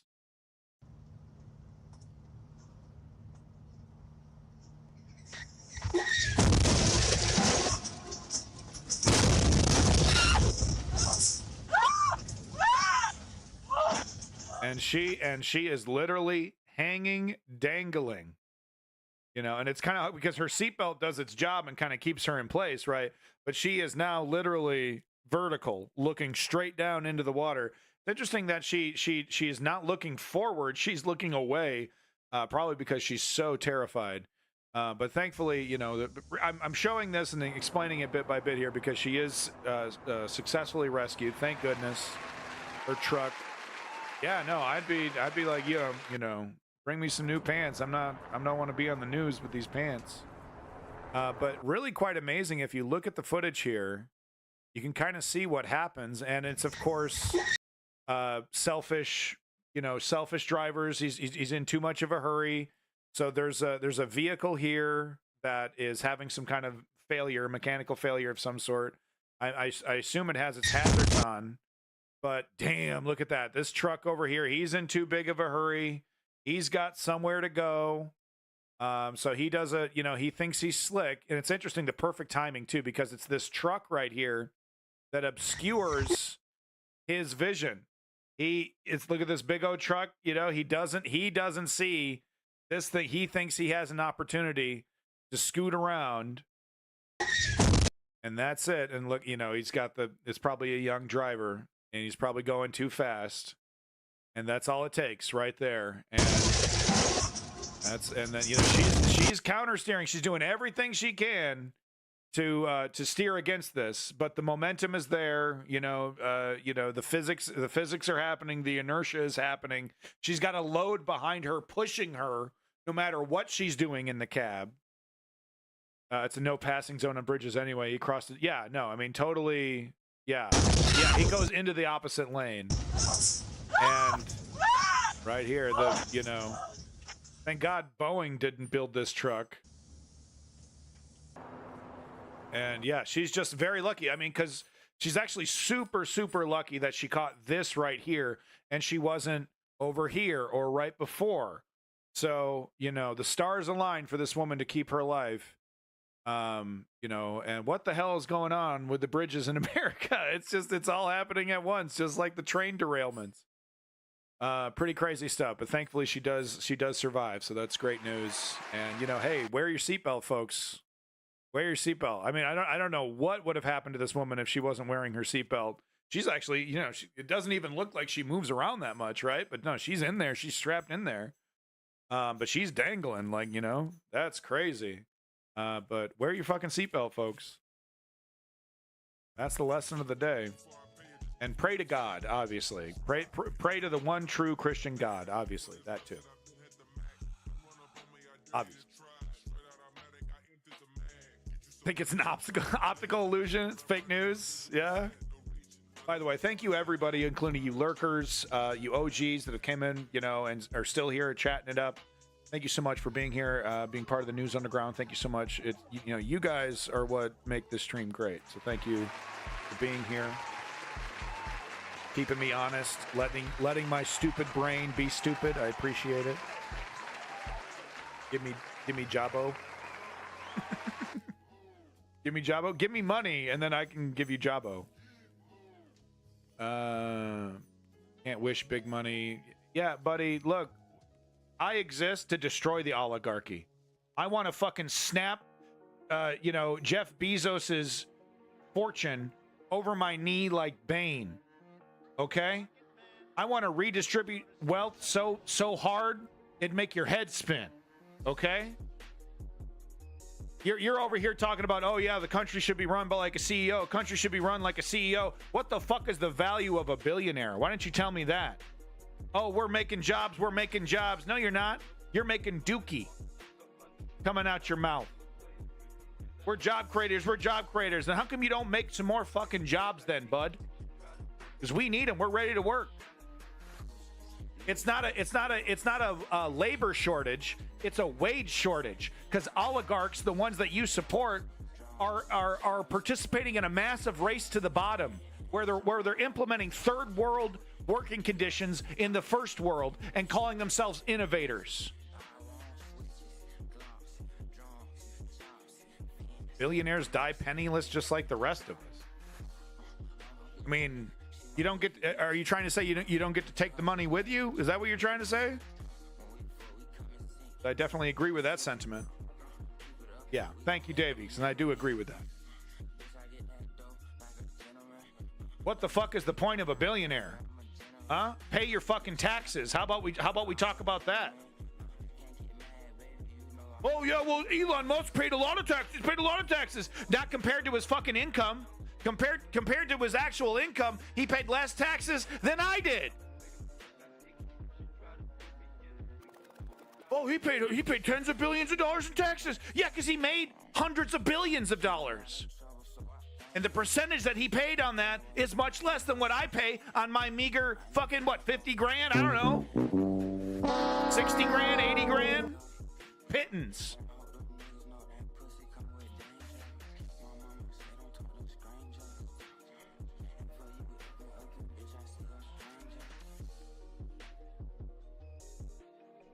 Measly old Elon Musk. Okay. Thank you so much, homie. We're having a break on you. We're taking a little break. Thank you. Oh, poor Elon. I am not gonna have defenders of the fucking oligarchy in my fucking chat pretending like they got the solutions to the fucking problems of the world, like Andrew Yang. Oh, I got the solution. We should just hand over power to the oligarchs. That's a simple solution.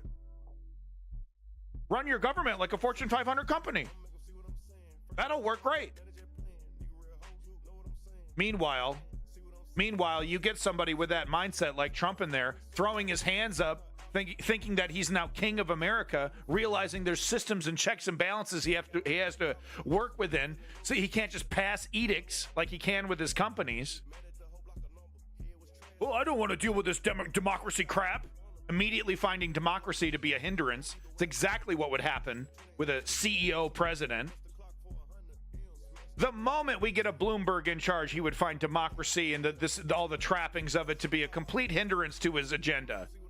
And would immediately start the process of dismantling it. Why? Because that's how corporate people run their companies, like a fucking little fascist dictatorship. I don't want to hear it. Back over to Gaza. Poor old Elon Musk. So, do you guys want to know what it's like to be a Palestinian on the ground being blown up by Israel for no fucking reason? You're literally in a refugee camp in Jabalia, I believe, this one. Yeah, Jabalia. So you're just hanging out in a refugee camp in Jabalia, a designated safe area that Israel has said should be safe, that we are not going to attack, that you can come here and be safe. But this is what it feels like to be one of those people on the ground when you are chilling in your safe refugee area in Jabalia. Have a little look. Pause the music here. Have a little look. This is what it feels like.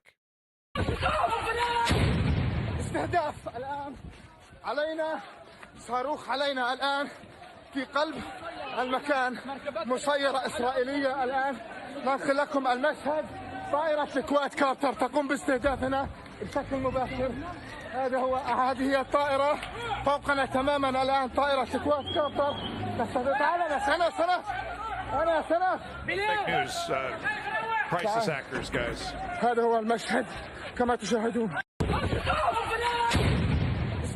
Yeah, see, that's just Hollywood. That's just a sound effect. Yeah, yeah. Come on. Israel wouldn't attack a refugee camp that they've designated as a safe spot. They would never do that. Come on, guys. But anyway, just go ahead. Just ignore that evidence. Come on. Come on. Fake news, obviously. So I have avoided talking about this. Talk about literally, but no, fake news, Lenny. It's not true. Come on. Most moral army in the world. Come on. Cool it with the anti-Semitic remarks. So I've actually avoided talking about this little nugget that came out. It was about last week about, this narrative that I saw on social media and amongst mainstream media who pounced on this. Oh, the numbers. They're skeptical about the numbers. Oh, you see the numbers. The numbers are, with really deceiving headlines about the numbers being inaccurate and the numbers not adding up. And, the numbers have been reduced by the UN. Oh, no. And we can't trust the Hamas numbers. We can't trust. You see, this is why. Literally the first, before we even got to the Gaza section, we had someone in the chat repeating this attempted genocide denial, ethnic cleansing denial, trying to use this as an example. Oh, see, the numbers aren't right. Thank you, Davey, for those links. These camps are a corral for slaughtering people. How dare you? They're concentrating people in camps? No, come on. But no, so I've avoided talking about that because I knew something was up. I didn't have the time to dig into what the nuance was, but I was like, that can't be right. The United States has been using these numbers. International bodies across the world have been using these numbers. These numbers are verified and checked. There's all kinds of checks that go into these numbers. It's not just guessing. It's not just guesswork. So what's the difference? What are people talking about? What's the whole hullabaloo about? Well, it's about identified bodies versus bodies that are so torn up or destroyed that it's impossible to identify who they were. Right, like a torso without a head and an arm, which is exactly what happens when Israel drops a bomb on an apartment. People shatter, people explode, like a comical, like a cartoon. It's disgusting.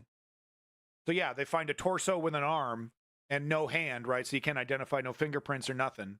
I don't even know if Palestinians have a fingerprinting system, Probably not. I don't know. Maybe they do. I don't know. But you know what I mean? So that's what they're talking about. Bodies that have a name versus bodies that they can't put a name to yet. That was the reduction. And that the entire social media, pro-Israel social media went, see, yep, see. So Mehdi over here with his new Zateo network, really great stuff. Make sure you're liking and subscribing, folks. I'm not subscribed. I'll subscribe. I like them. I like it. It's been in my algorithm. I like it. I'll subscribe. Get on it, folks. Like and subscribe to Zateo. Good stuff. Mehdi Hassan. Stone cold motherfucker, dude. Love him. Good guy. What do you do if you're Israel and you're being accused of genocide at the International Court of Justice? Being accused of genocide by some of your own country's leading Holocaust historians like Professor Amos Goldberg. Being accused of genocide by more than half of Democratic voters in the United States. Yeah, clutch cargo, exactly. Why you engage in genocide denial, of course. You say the numbers aren't real, it's all Hamas propaganda, and you insist that you didn't really kill that many Palestinians. Now, per the health ministry in Gaza, which as the media never fails to remind us, is controlled by Hamas, we have all been reporting that over 30,000 Palestinians have been killed in Gaza, including more than 14,000 children. 2/3 of the victims, women and children.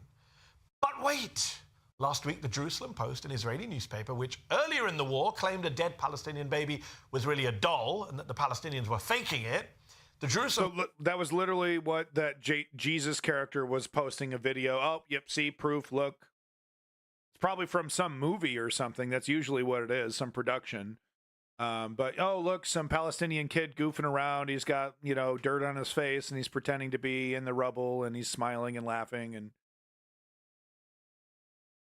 that's supposed to be some kind of proof that, these international, agencies that are double checking and triple checking and like literally going to, going to these locations and verifying this kind of stuff up close and personal. Like that's some kind of evidence that is some kind of, grand illusion or something. Post published this piece headlined, UN seemingly halves estimate of Gazan women, children killed. They pointed to this infographic from the UN. That's what I was talking about, right? So I was avoiding talking about this because I was seeing these headlines and I'm like, something isn't right. Something is not right about that. But, just to give an example, just how disingenuous some of these pro-Israeli outlets are, UN seemingly halves estimate of Gazan women, children killed? No, that's a total lie. That's not even spin. That's a lie. And you'll see why. Of Gazan women, children killed. They pointed to this infographic from the UN for Gaza casualties up to May the 6th, compared to this UN infographic for Gaza casualties up to May the 8th. And so the Israeli PR machine jumped into action. Israel's foreign minister called it the miraculous resurrection of the dead in Gaza and claimed that the UN had reduced its estimate of women and children killed in Gaza by 50%. The Israel War Room account on Twitter posted this graphic. The UN quietly admitted Hamas's casualty numbers are fake. No, they didn't. All over social media, pro-Israel accounts trumpeted this shocking new revelation. The numbers aren't that high. Hamas lied. The UN was duped. Of course, none of that is true. The UN did not say that Hamas's numbers are fake. They didn't cut the death toll in half. Nothing, in fact, really changed. Look at those infographics again. Between the 6th of May and the 8th of May, the death toll didn't go down. It went up from 34,735 to 34,844. But hey, what's 109 dead Palestinians? Not even worth noticing, right? The only thing that changed in those 2 days is that on May the 6th, the UN provided a number for reported fatalities, over 34,000. And on May the 8th, it provided a number for reported fatalities, again, over 34,000, but also included a new subset of 24,686 identified fatalities. That's it.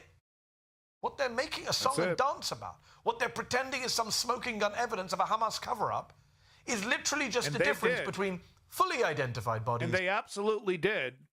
Even going out of the way, some rando in some, 20-viewer Andy's channel just to spread that narrative, taking time out of his day to come into my chat to immediately engage in this dishonest narrative. Oh, well, do you see this? Look at this proof. Oh, I got a link. You want to see it?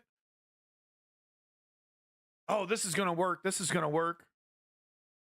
And unidentified or partially identified bodies. That's it. Yeah, and among the identified victims, by the way, a clear majority, 60% of them, are still women, children, and the elderly. Is that something to brag about? Killing women, children, and the elderly? If it was only 24,000 dead, not over 34,000 dead. In fact, it's now actually over 35,000 dead. But if it was 24,000 dead, is that somehow much better, less brutal, more moral? It's water, folks. And by the way, both UN infographics make clear that neither the 24,000 nor 34,000 numbers even include the more than 10,000 bodies still missing or stuck under the rubble. Like I said, it's an underestimate. Oh, and just one more thing, specifically on reported dead versus identified dead. Be careful where you go with this line of argument. Because I would remind you, Yad Vashem, which is Israel's official memorial to the Holocaust, honoring, remembering the 6 million Jewish people who were brutally killed in the Holocaust, lists 4.8 million names of Jewish victims of the Nazis. So should we all become Holocaust deniers and say 6 million people didn't die in the Holocaust because there are only 4.8 million names listed at Yad Vashem? No, of course we shouldn't say that. That would be grotesquely ignorant and offensive. That would be genocide denial, just as this is in Gaza. So that's number one. The UN didn't halve the number of dead women and children in Gaza. That's just a lie that went viral. Number two, it's always worth repeating that the Hamas Health Ministry numbers, aren't actually controversial or unreliable. They're trusted by the people who matter. They're not. Don't take my word for it. Human Rights Watch has said, quote, everyone uses the figures from the Gaza Health Ministry because those are generally proven to be reliable. That's right. One of the world's leading medical journals, The Lancet, says there is no evidence of inflated mortality reporting from the Gaza Ministry of Health. The US State Department has repeatedly cited health ministry figures internally with hardly any caveats. And here's the best one of all. Israeli intelligence has made the health ministry's data their main source of information, with one official source telling Israeli journalist Yuval Abraham, quote, I trust the health ministry in Gaza more than the IDF for these statistics. Not my words, and Israeli intelligence officials. And finally, number three, let me say this. There has always been one central goal to all this genocide denial and propaganda around lower death tolls: to dehumanize the Palestinians who have been killed. Yeah, Clutch, he had to go. That's the goal. And if you have any doubt about that, let me leave you with this headline from the Rupert Murdoch-owned New York Post last week, the headline to a piece co-authored by one of the most influential liberal defenders of Israel in the United States, Professor Alan Dershowitz. Quote, just how many of Gaza's civilians are entirely innocent? Remember, last time we had Dershowitz on the News Underground, we were doing the Coogan Suit BS Roundup. And, Alan Dershowitz won resoundingly, quadruple the amount of bullshit statements, and ended the debate with Norman Finkelstein or the interview with Piers Morgan, whatever you want to call it, ending it by calling Finkelstein a Nazi who would have defended the Holocaust, which is just to give you an idea of the kind of person Dershowitz is. Notwithstanding, of course, the appearances on Jeffrey Epstein's pedo plane, but he was just my friend, and he was just doing me a favor. I better not do the voice. I'm gonna get in big trouble. Don't do the fucking voice, dude. Yeah, Dershowitz is a piece of shit, though, for real. Can you imagine a headline in any Western newspaper which said, after the massacres on October the 7th, just how many of Israel's civilians are entirely innocent? Of course you can't. It would rightly never happen. But hey, Israelis are human beings. Palestinians, apparently, are not. Pucker. Good one, bud. Yeah, it's, yeah, cool it. Seriously.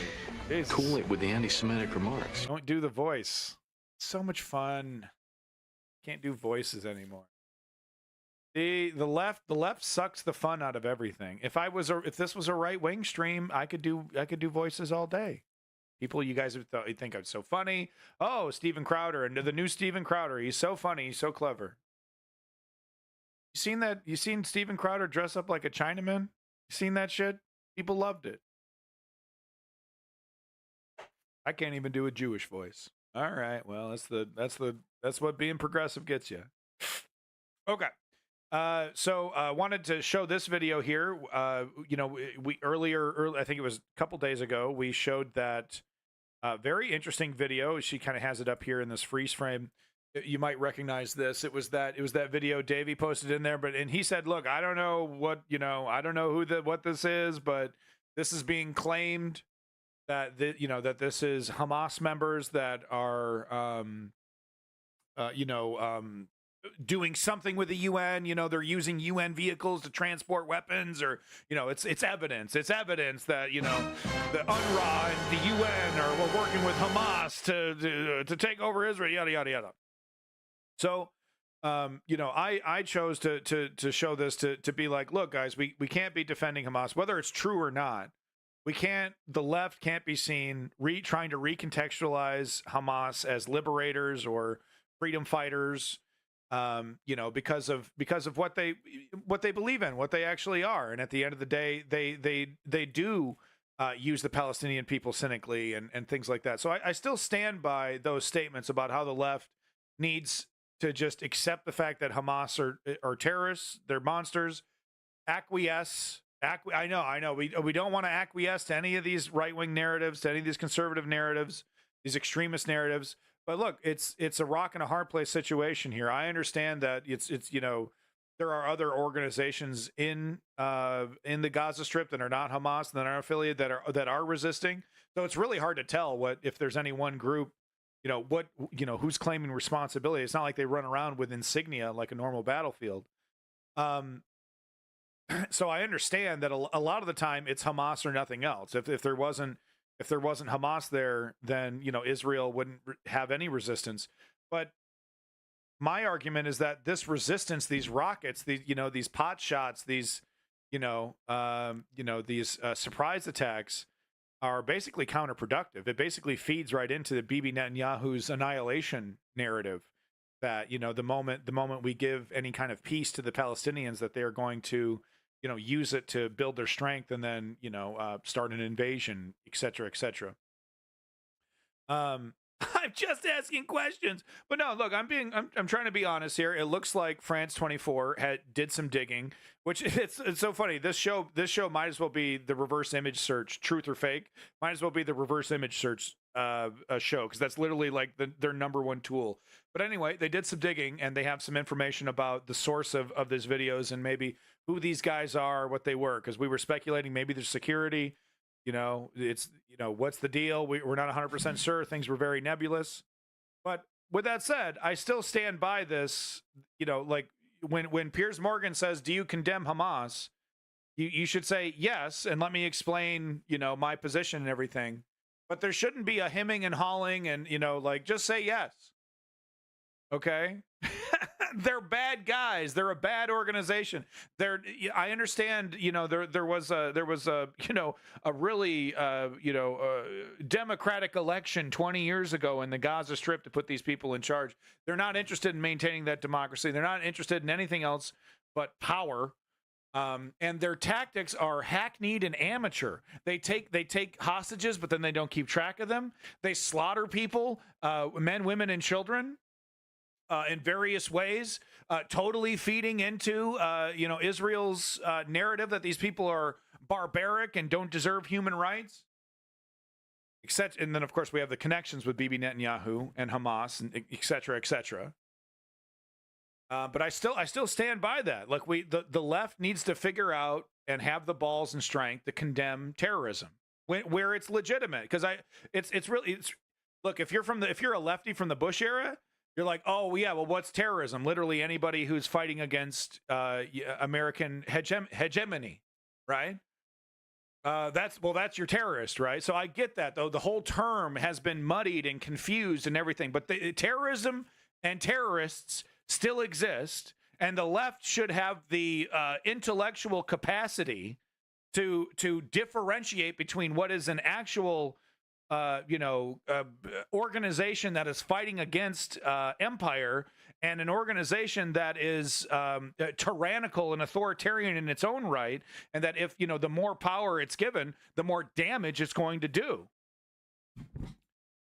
I think the left needs to be able to do that, because far too often I see just lazily, oh, well, they're actually freedom fighters and, blah, blah, blah, blah, blah. And no, the freedom fighters don't fire at their own people. Freedom fighters don't put ammo and weapons in a school. And while IDF in Israel has been lying their ass off about how the amount of, and the proliferation of tunnels and all that, the fact remains is that Hamas does do those things. They do use hospitals and schools and other places that they know civilians are going to congregate in for their operations. Well, then the argument goes, well, it's Gaza is all civilian. It's literally just a strip of civilian area. Where else would they do their operations? There's other places. Residential building. You don't have to put your fucking weapons in a hospital.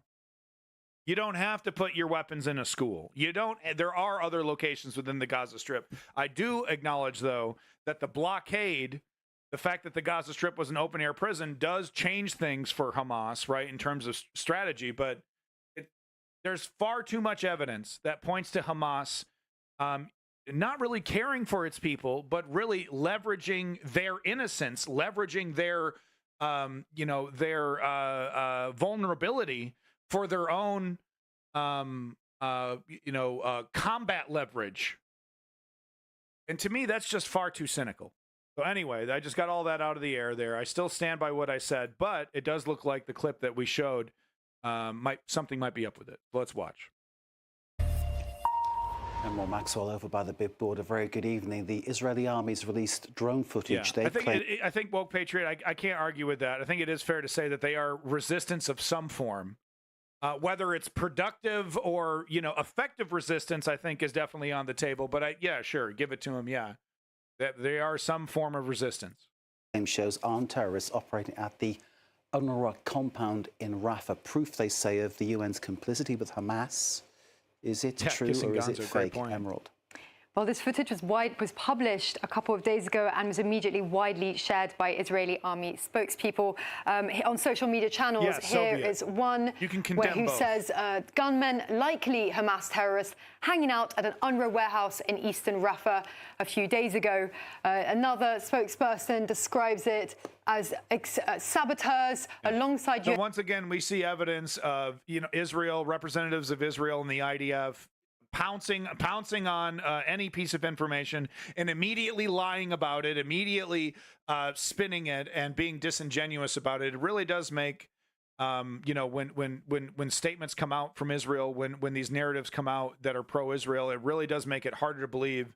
And quite frankly, how much more a crying wolf can we actually swallow? I guess quite a bit if you have characters like Tapper Jake and Morning Joe who are sleeping at the wheel. UN vehicles opening fire inside an UNRWA compound. Let's have a look at the video, the footage that they're describing. ISIS?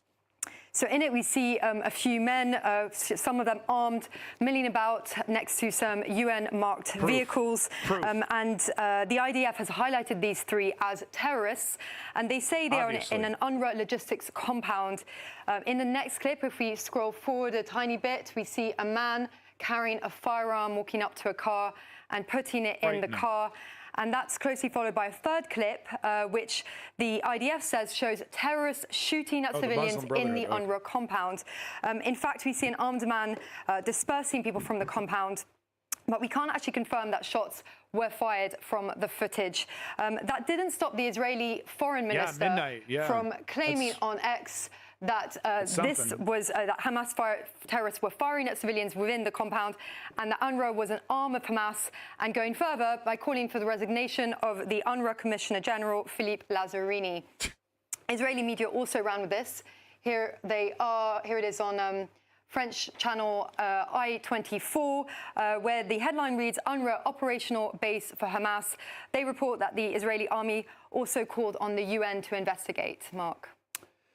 It was the use of Peter Lerner's word there, likely, that was the alarm, wasn't it? Because if it's likely terrorists, well, it is or it isn't. You need to sort of know the facts, don't you?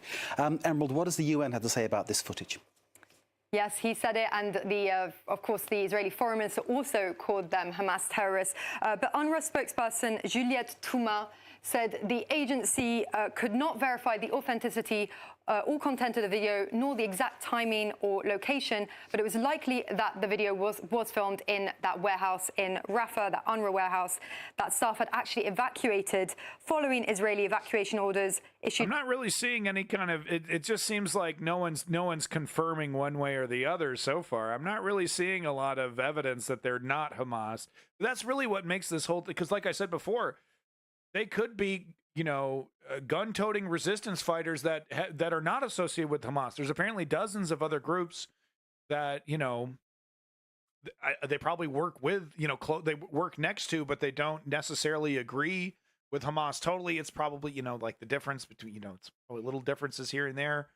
But that, you know, but maybe not, you know, maybe not. Maybe it's like, you know, the enemy of my enemy is my friend kind of situation where it's like, yeah, well, I really don't appreciate how you're running the government.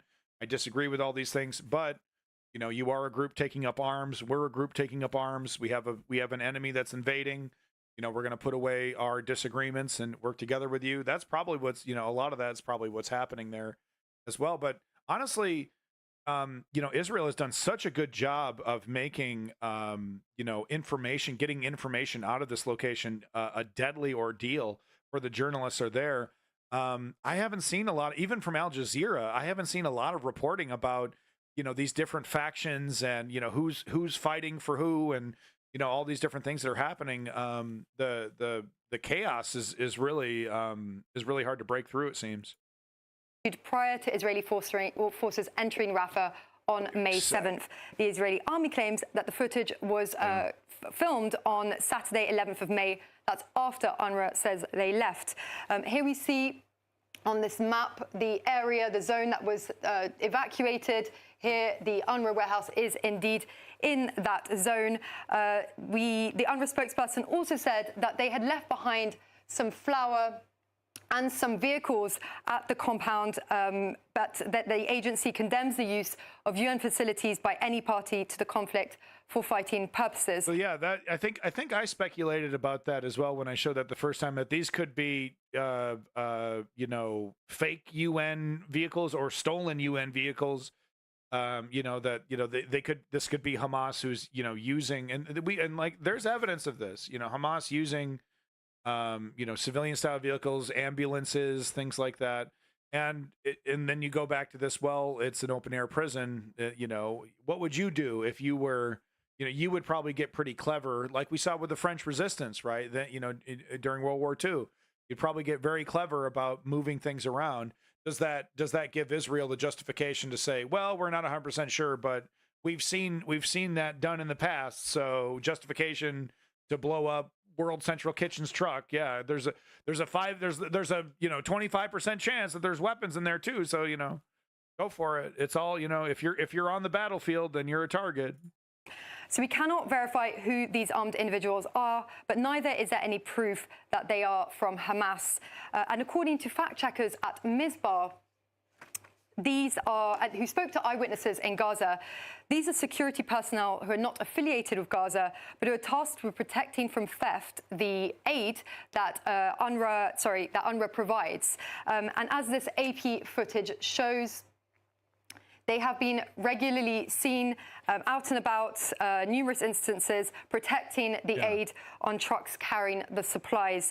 And according to Ms. So there you go. I mean, this is how confusing things can get. So this is a very legitimate reason to be holding a gun, to be, you know, to be in civilian clothes holding a gun. This is in, I believe this is in Palestine, because what happens is they get swamped. People are hungry and desperate. And, you know, they just swamp the trucks, right? So you need, you know, I don't think this guy's shooting at people. He's probably going to be shooting in the air, but, you know, it adds like, okay, there's an armed guard here. You know, do we really want to, you know, hit this truck up? People, you know, people are very, very desperate. But recently, these armed individuals have also collaborated with new vehicle, the Popular Protection Committees, which we have previously reported on here. So interesting, right? So if you were to walk up to like 99% of people on the street and say, look, here's a picture of Hamas, they'd be like, oh, yeah, wow, look at that. Look, so scary.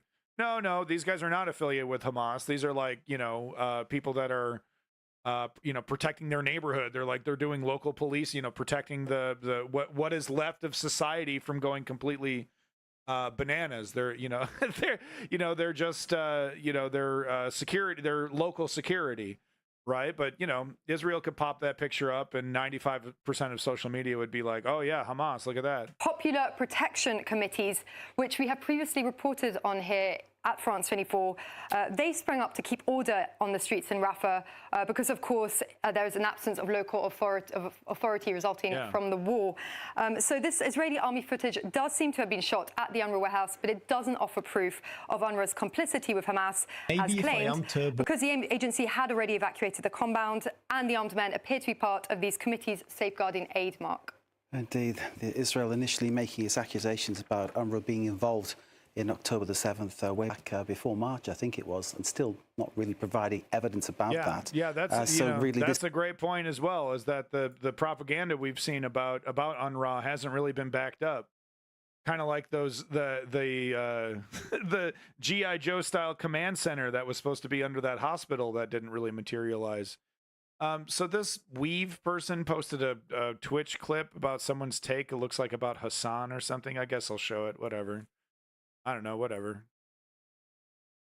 I'm not too big to show random shit. We'll take a look. Then it's about time that I finally admitted in front of all of you that I do, in fact, believe in power. Maybe. Okay, that's really stupid. Dumb. I don't care. My comment is this. Fuck that. Thanks for wasting everyone's time, jackass. That's my comment. Moving on to the next link here. Getting into some slightly older news that I wasn't able to cover a couple days ago.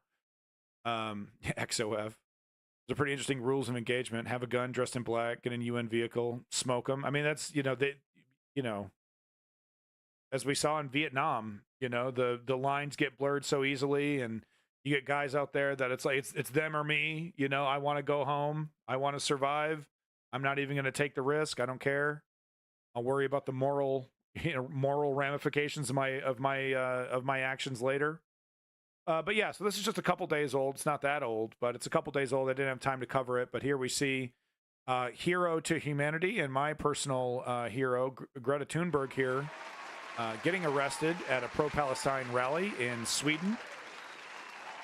And, you know, and like she's probably targeted quite a bit because she's a leader. So they probably go after her pretty quickly. They probably want to get her off the battlefield as quickly as possible. But this is what it looks like. You got to sacrifice. Morality is optional. But no, but this is, you know, look, it's not convenient. You know, standing up for what you believe in, you know, standing up for humanity, human rights. It's not easy. It's not meant to be easy. They're going to make it as hard as possible. It doesn't matter how peaceful you are. They're going to bring violence to you. You need to be prepared for that. It's either that or we acquiesce. we acquiesce, and then characters like Ted Cruz are checking your kid's genitalia to make sure that they're not a trans, before they go take a tinkle in a public school.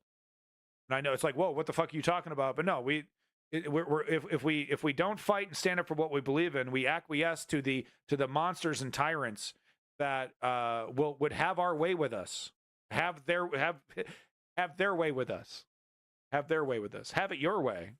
But no, they would have their way with us, pass all kinds of draconian laws, your civil rights out the window, everything we fought for, all the battles we've won, destroyed. And then on top of that, they'll start going after history. They'll start doing that 1984 shit, redefining the meaning of language of certain words, and of course attempting to rewrite history and destroy, gaslight us into the point where we don't even know what's real and what isn't real. That's what we're up against. Have woke climate views. Okay. Thank you so much. Bye-bye. Okay, bye-bye. Moving on to the next story here. Israel directly targeting aid workers once again. And I find this kind of interesting, and this is why I think I have the Gallant stuff up here.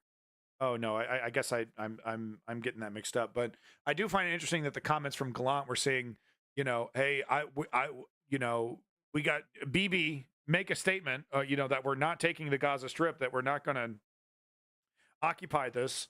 Make a statement right now. So we're seeing, the kind of a split, kind of a disagreement internally about what direction to go in, because I can't understand why you would be continuing to do this, because this is intentional. They're intentionally going after these aid trucks, these UN trucks, to scare away these agencies so that the Gazan people are in a more desperate position. But wait a minute, if you don't actually plan on occupying the Gaza Strip, then why would you be instructing your IDF to do these kind of things? I guess it is possible that the chain of command is broken down, and that, just out of hatred and, xenophobia and propaganda, soldiers are taking it upon themselves to open fire on these vehicles. That's pretty possible as well. It just, what I'm trying to say is that there does seem to be some kind of contention, some kind of disagreement about, okay, what is the actual plan here? Are we creating a starvation incident? Are we trying to create panic to try and, to force Egypt into a position? What are we actually trying to achieve here? Because if your plan is to not take the Gaza Strip, to not occupy the Gaza Strip, then obviously, let the aid agencies in, let them in and do their work. Shoot up commercial Israeli trucks. Yeah, possibly. It is a war. It is a war zone. But yeah, I don't know.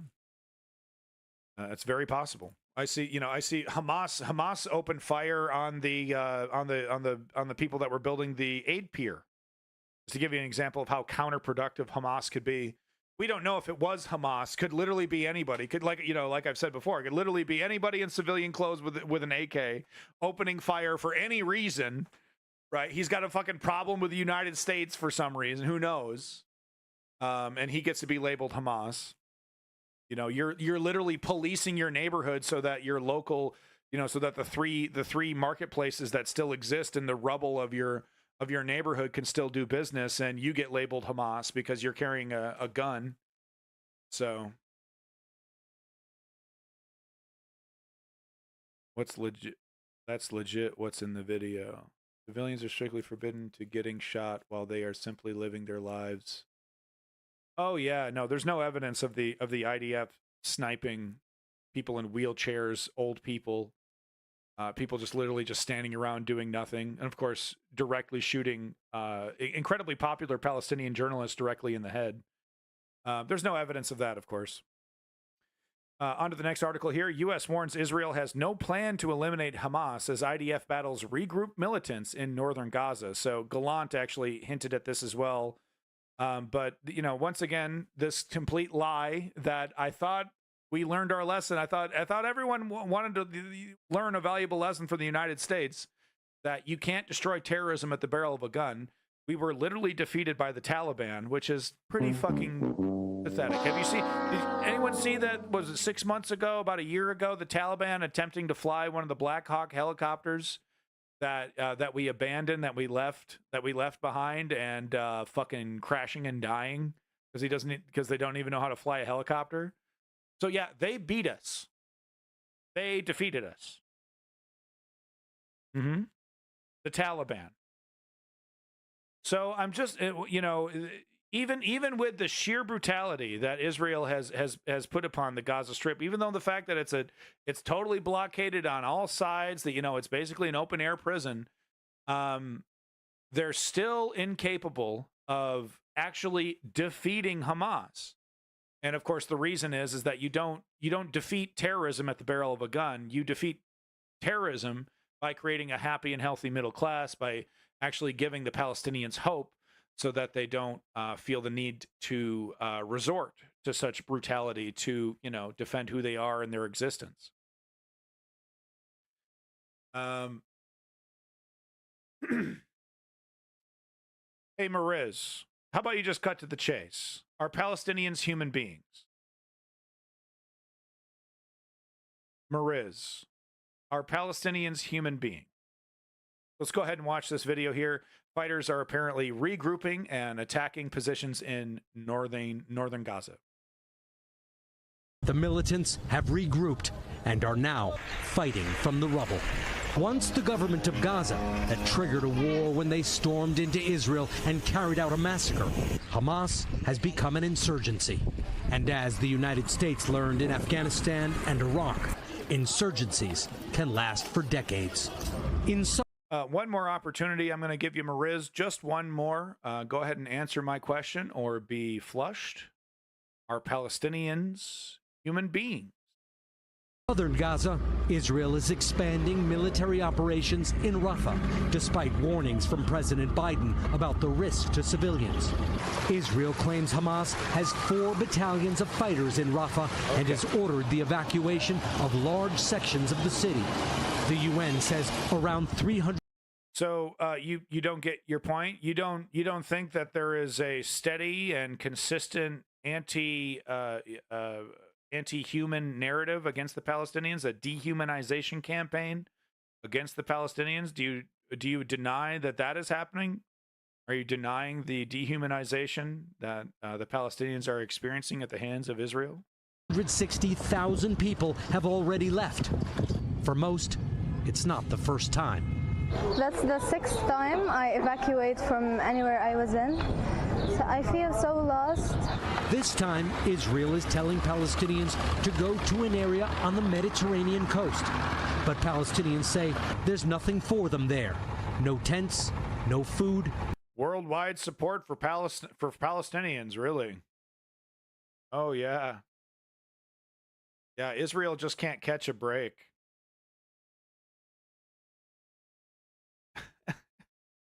Exactly, guys. Yeah, worldwide support, guys. Worldwide support. It's a love fest for the Palestinians. No future. Are we gonna keep living in this ongoing loop? Our crew found these men packing up pieces of their own bombed-out home so they could build shelters with the debris, while Hamas fighters are nowhere to be seen. They brought this war to Gaza, but now provide no services and no help. They've gone underground, ready for a long insurgency, apparently at any cost. Mariz, do you believe the Palestinians should be allowed to return to the Gaza Strip? Remember, you can ignore the people in the chat. You have to answer my questions. This is my chat. Okay, this is my fucking situation here. So go ahead and ignore them and start paying attention to me. Answer the question. Do you think the Palestinians should be allowed to return to the Gaza Strip? Moving on to the next clip here. People walking out of Jerry Seinfeld. No, they should leave the Gaza Strip. LOL. They are supporting terrorists. So there you go, folks. Right. What dehumanization? Everyone loves them. I think we should kick out every Palestinian from the Gaza Strip. I mean, there you go. Right? No, they should leave the Gaza Strip. Leave? Right. So thank you so much. Enjoy your question. There it is. Oh, we're so humane. What do you mean? Palestinians are human beings. They should just leave. They should just leave, though, because it's ours, and we're going to take it, and we're going to fucking kill anybody that disagrees with us. Bye. So here are students walking out of Jerry Seinfeld's commencement speech at Duke because of his unquestioning support of Israel and their ethnic cleansing. So I applaud these students, and I think this should be happening everywhere Jerry Springer or Jerry Seinfeld goes. He's always been a rich prick, you know, but this really does take the cake. Him and his wife, you know, shameless defense of ethnic cleansing.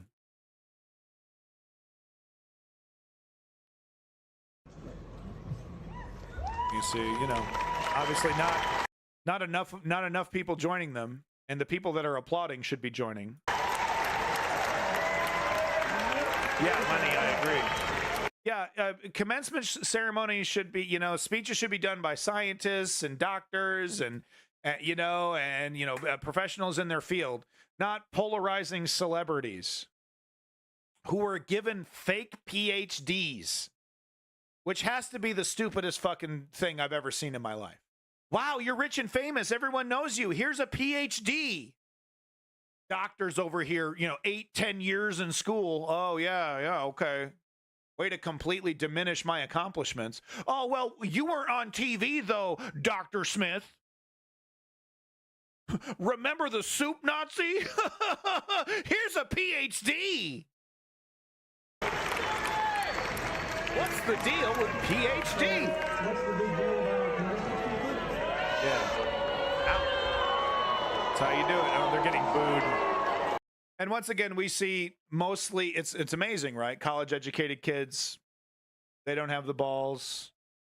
They maybe they don't know where to stand. Maybe, I don't know. Are all the Palestinians terrorists? I don't know. I only watch 5 minutes of news in between, parties and having fun and living my life. I basically ignore politics. And, I don't know where to stand on this. I don't know how to believe. Oh, maybe Israel's right in destroying all of them. I don't know.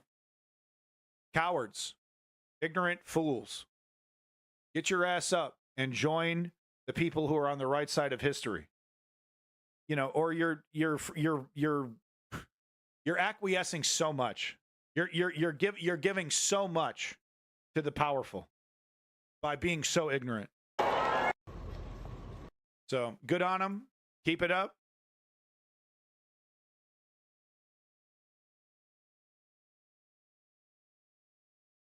Moving on to the next clip.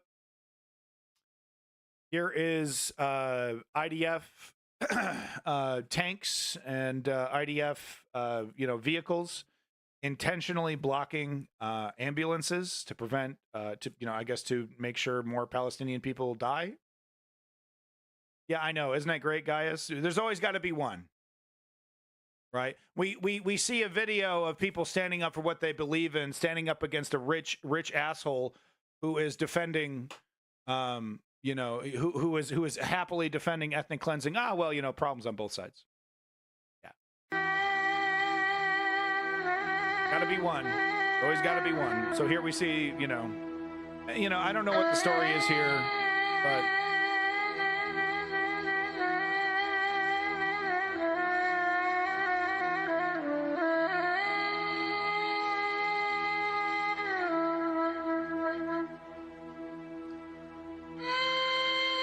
it's not a war. This is a genocide. Well, because the canard is that the IDF is fighting some kind of army, fighting some kind of unified force that is on the cusp of an invasion into Israel, some kind of organized military effort. When in reality, it's a bunch of religious extremists that are barely capable of even taking hostages and doing basic negotiations. Not exactly, it feeds into this narrative that that Israel is fighting some kind of big big boogeyman that the moment we turn our back to is they're gonna kill us all kind of situation.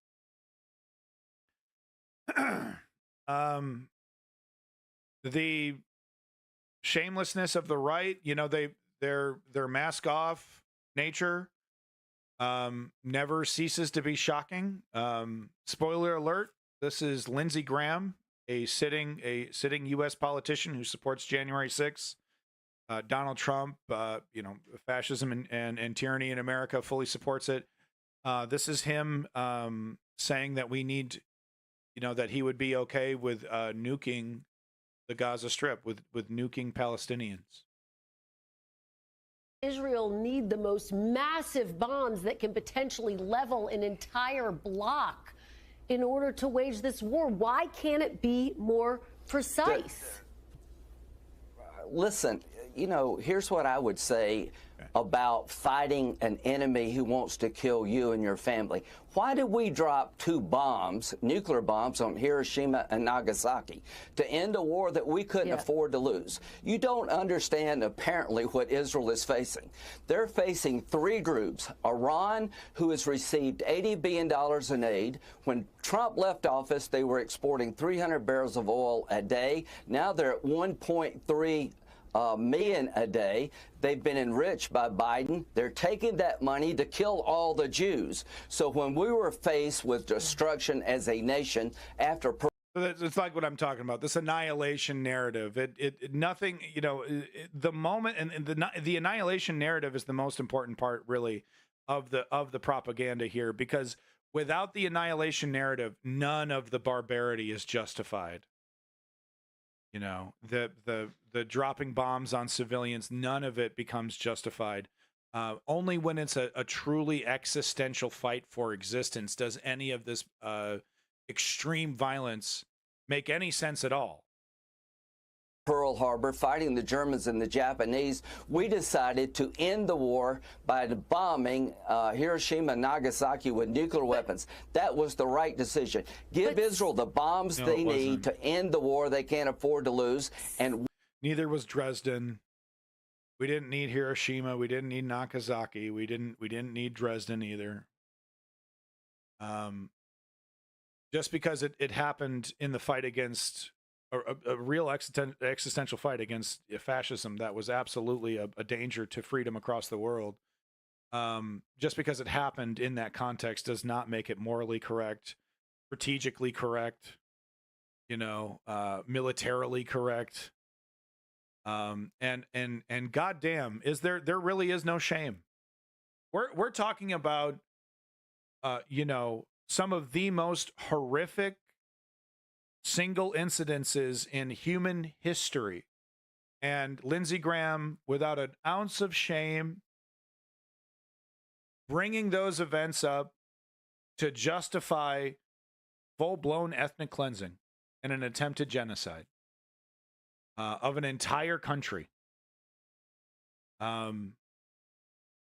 Is it any wonder that he, even though he was insulted by Trump and he's been completely cucked by Trump, that he is at the altar of power, that there is no limit. There is no limit. And God help us all when characters like this get into a position of authoritarian dictatorial power. Okay? Bootlickers to the extreme, the horrors that they would foist upon us. And just to give you an example,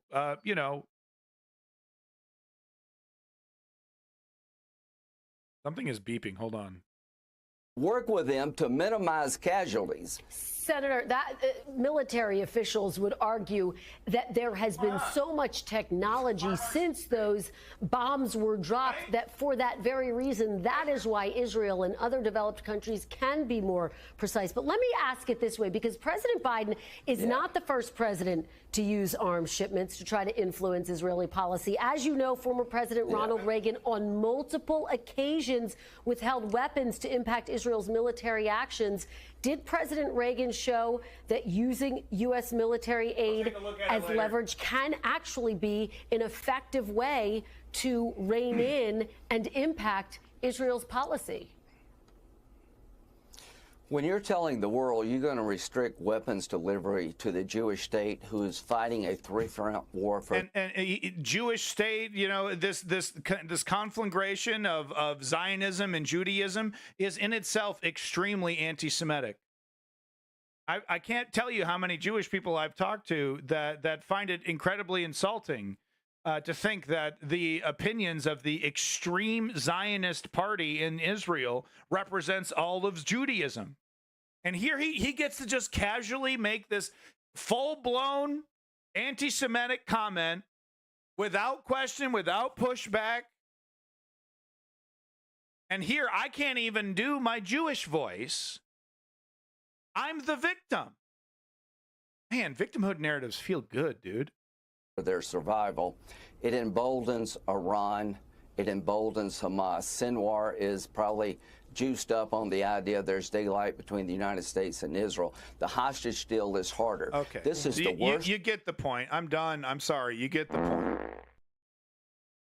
Israel shouldn't be recognized as a Jewish state simply because people other than Jews live there. That's a great point. That's a great point. But the lesson here is that characters like Lindsey Graham are happy to throw away our democracy, happy to throw away your freedom, happy to get you and your family mixed up in all kinds of mess. If he has power, if he has money, if he gets to be on TV, that's all that matters. He will throw you away. And the reason why that's important is that he's a man with, he's a politician. He's a man with power. He's not just any, you know, it's one thing to have just some schmuck at the gas station thinking like that. It's another thing when these cynical, monstrous characters get, you know, put themselves into positions of power and then they start using it. All right. Yeah, so this is a really good article. I don't have time to get into it this time. Well, I mean, I highlighted a bunch of stuff. How much time do I got left? I got about a half hour. I got it. Man, so many clips for Gaza, Israel. So much relevant stuff. I don't even have time to cover even remotely all of it. I will get back to this one. This is an article, I believe, from Woke Patriot. Thank you, Woke Patriot, for posting this, because there is a lot of confusion about what Biden's Israel weapons policy is. The long and short of it is, yeah, there's been a pause on one shipment, but the previous weapons agreements and contracts and the, you know, we'll never stop defending Israel stuff that's been, you know, part of our part of the military-industrial complex's day-to-day life is continuing to rumble forward. You know, Joe Biden doesn't have the ability to just hit the pause button and then all weapons stop to Israel. I mean, he probably does, but, you know, he's pretending like, you know, all the bureaucracy's in my way. So he's kind of getting the best of both worlds, where he continues to benefit from being an Israeli shill and defender, while he also gets the you know, some positive press about, you know, acknowledging, for the first time he did acknowledge that civilians have been killed. So you know, so he acknowledges the death of civilians while also pausing a single weapon shipment. So we'll dig into this in a little bit more detail later. Yeah, exactly, Woke Patriot. This is another one, I believe, from Woke Patriot. Thank you again for this link. I've seen this fella a few times. I don't recall his official position, but he's an absolute embarrassment. And really, every time, every clip I've seen of this guy, it's just he makes it pretty clear that the United States empire is wildly hypocritical and really not concerned with human rights, not concerned with Palestinian statehood. That really, the once again, like I said before, the only issue the world and the United States has with what Israel is doing in the Gaza Strip is the speed at which it's happening. As long as the theft is gradual and piece by piece and complicated, and there's this nice little, you know, plausible deniability, and it's all happening, you know, bit by bit by bit. Okay, that's fine. Oh, that's messy. Oh, yeah, it's illegal, those settlements. Oh, that's such a problem. Okay, anyway, moving on. Who's doing the Olympics this year? That's the only problem that Joe Biden has. he doesn't give a fucking rip about Palestinian people.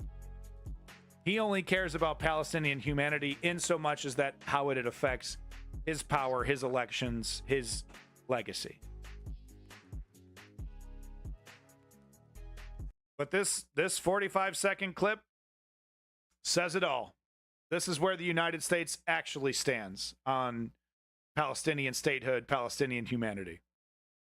But the current hostilities are rooted, in a catastrophe that has been going on for 76 years. The current hostilities, something that just happened. Respectfully cited, the current hostilities are rooted in Hamas unleashing a terrorist attack on Israel on October 7th, rooted in their vision of ensuring that Israel is eliminated from the face of the planet. It's not rooted in what happened in 1948. Hamas has been very clear about what their intentions are. No, I'm not talking about Hamas. I'm talking about that this issue has gone on for 76 years. I just want you to acknowledge that. The issue has been going on for 76 years, and not just, it did not begin on October 7th. We've exhausted this topic, Said.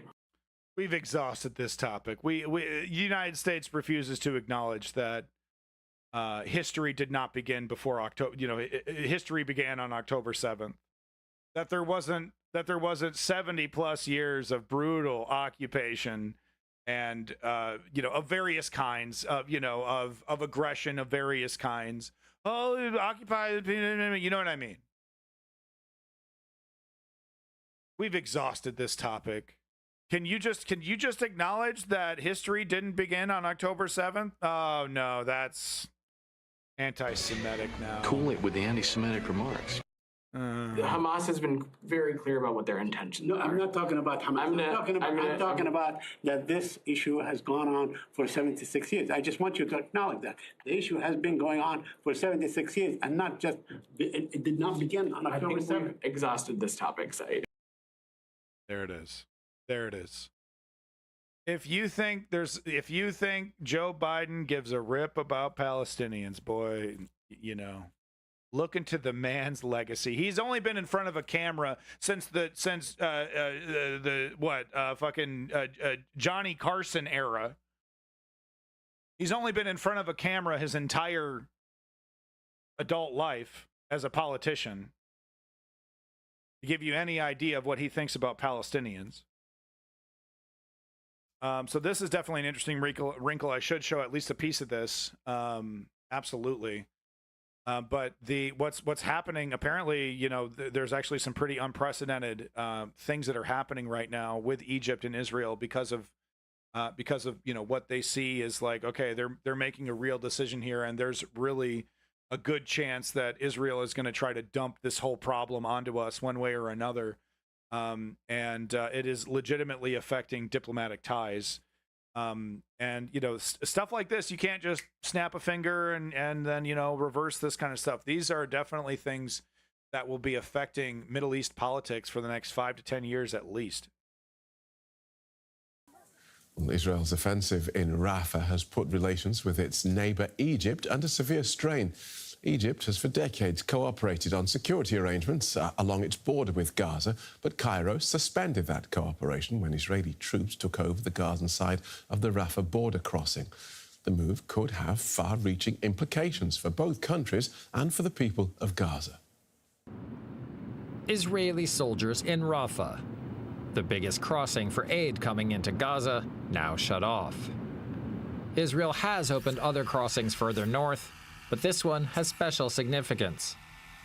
The other side of the Rafah crossing is Egypt. The country shares a 206-kilometer-long border with Israel, but it's the 12 kilometers where Egypt borders Gaza that are now in dispute. For decades, Israel has relied on Egypt to help implement security arrangements in Gaza, as well as for delivery of food and other necessities. That cooperation all dates back to the Camp David Accords, which came after years of conflict, including 3 wars. Seemingly, signing the accord. Seemingly that's what's happening, Lenny. But then we have Gallant with his statements, and I think that's we're going to get to Gallant's statements next here. I'm going to find them in my list here of things, but because we got to talk about it. But Gallant making that statement very, very clear shows us that there is a rift happening right now, like it might be a 3-way rift. It was a major strategic step, changing the dynamics in the region. Egypt's substantial military was no longer a threat. It also resulted in a shift in U.S. policy. Egypt became a major recipient of American foreign aid. But Israel's cooperation with its closest partner in the Middle East is over for now. Egypt says the IDF takeover of the Gaza side of the Rafah crossing violates treaties that say the zone should be demilitarized. In addition, Egypt has now announced it will join South Africa's case against Israel for genocide at the International Court of Justice, adding to Israel's international isolation. U.S. media have also reported that Egypt may downgrade its diplomatic ties with Israel. However, Egypt cannot afford to alienate the U.S. It's also worried about a possible Palestinian exodus into Egypt itself. So there are reasons to resume cooperation with Israel at some point in the future. Well, there you go. Just a recap. Unfortunately, I do not have time for this. I'm sure she's totally brilliant and eloquent.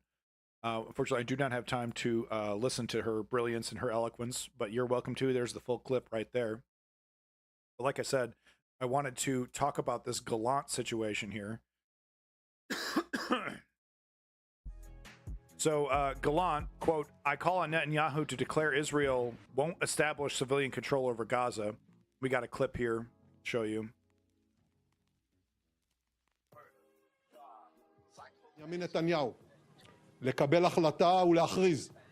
אני קורא לראש הממשלה, בנימין I call on Prime Minister Benjamin Netanyahu, לקבל החלטה make a decision and declare that Israel כי ישראל לא תשלוט אזרחית. will not have a civilian rule over the Gaza Strip. That's huge. Welcome back, Ribbon. ברצועת עזה.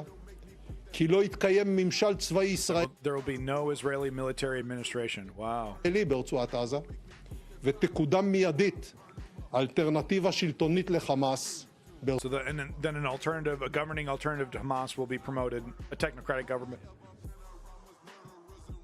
Here's the problem, though, is that Bibi Netanyahu is intentionally undermining the PLO's, the Palestinian Authority's request to be this technocratic government, right? To bring in the government of the West Bank back into the Gaza Strip, even though it's unpopular. People would prefer, you know, if there's some kind of stability, if they're allowed to return and construction starts, and you know they'll put up with the Palestinian Authority being their technical government. But that's pretty huge, you know.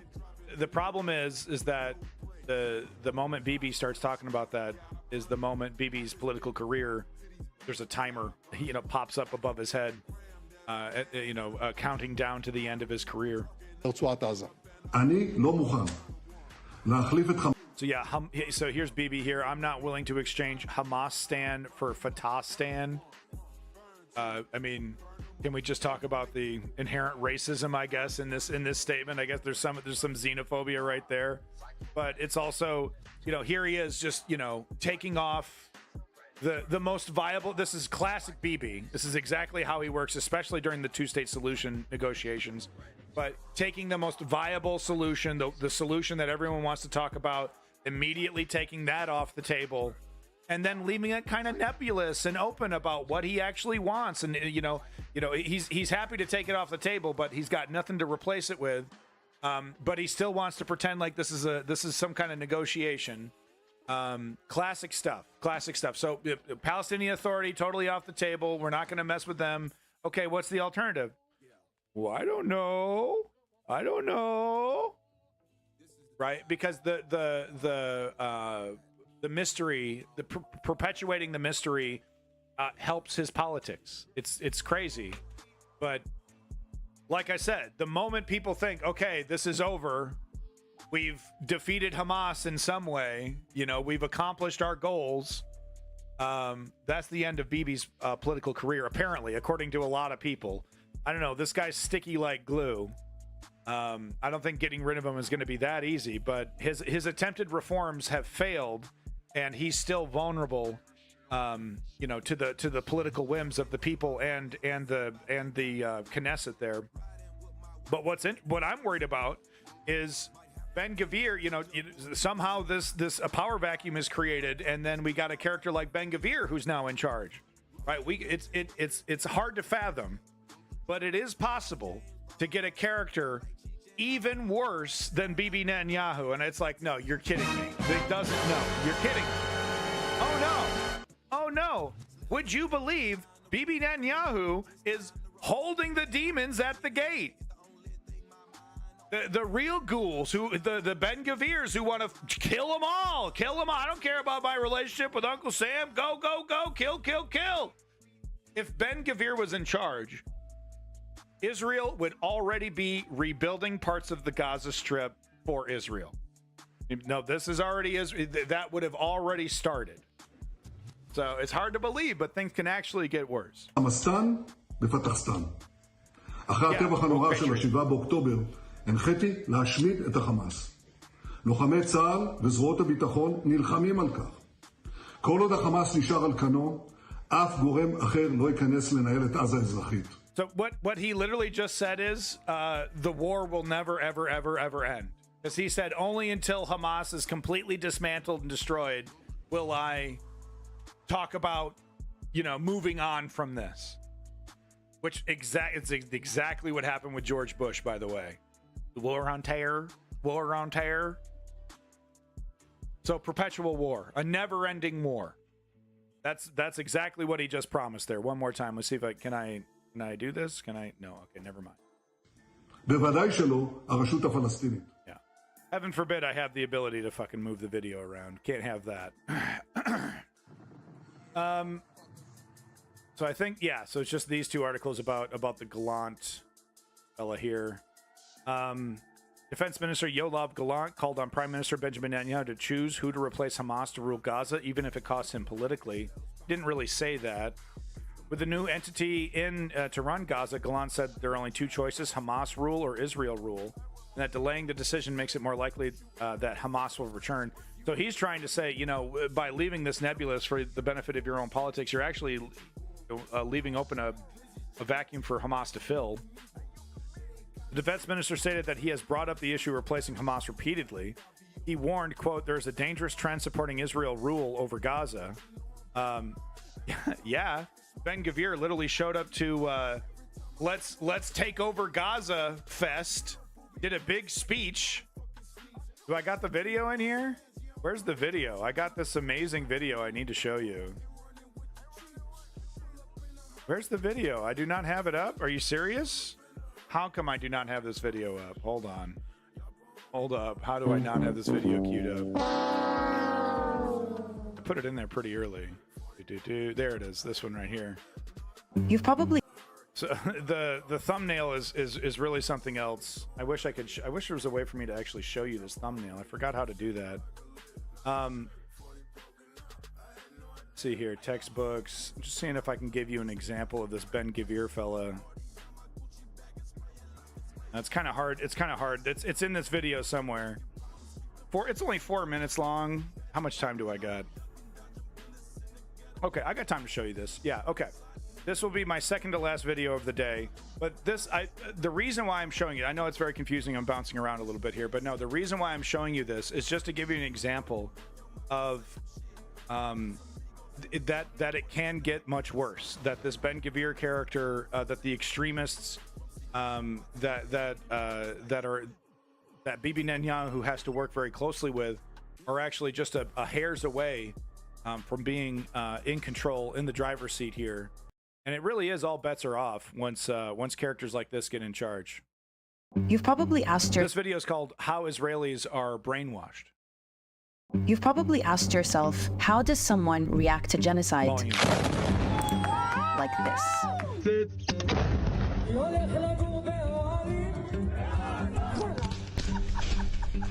Your baby's here. The answer is they've been conditioned to, and it starts in their education system. Here are 3 examples of how Israel teaches the dehumanization of Palestinians. According to this Israeli professor's research, Israeli textbooks show Palestinians, or Arabs as they're called, as caricatures of primitive farmers hordes of refugees, or they're masked and painted as terrorists. You cannot find one photograph of a human being who is a Palestinian. And it might explain how you end up with videos like this. We need to kill Arabs. The way they are represented are as the problems and threats. And since they never or hardly ever meet Palestinians face to face or speak to them, although they may live 50 to 100 meters from them, this is what they know. If you type map of Israel in Hebrew into Google, this is what you'll get. Thanks, Notice Google. how a lot of these maps have no clear markings showing the... Isn't it cute how Google just goes right along with whatever country's, you know, empiric desires? Wouldn't it be nice if Google decided to stand against misinformation and disinformation and didn't allow governments to manipulate its people? How would we make money in that market? That person would just, you know, they would just ban us from that market. Then we wouldn't make any money. I just think it's cute because there's lots of examples of Google doing this stuff. Censoring stuff for China all day, baby. Oh, please let us into your market, please. The occupied West Bank, I'll East censor Jerusalem, everything. and the Gaza Tiananmen, Strip. what? All of which are internationally Tiananmen recognized as Circle. illegally occupied Palestinian territories. Yeah. You'll also find Do this evil map in sometimes. Israeli textbooks. It's how you end up with illegal settlers. Look at that fucking map, dude. That's what they're teaching kids in school in Israel. Is it any wonder where they're like, yeah, it's ours? What are you talking about? That's what they taught us. That's the map. See something missing? Colonizing more and more Palestinian land, claiming it's their God-given right. It's all this, what you see, it's belong to Israel. And it's how you end up with scenes like this. You have this necklace? That's Palestine, yeah. This is Israel.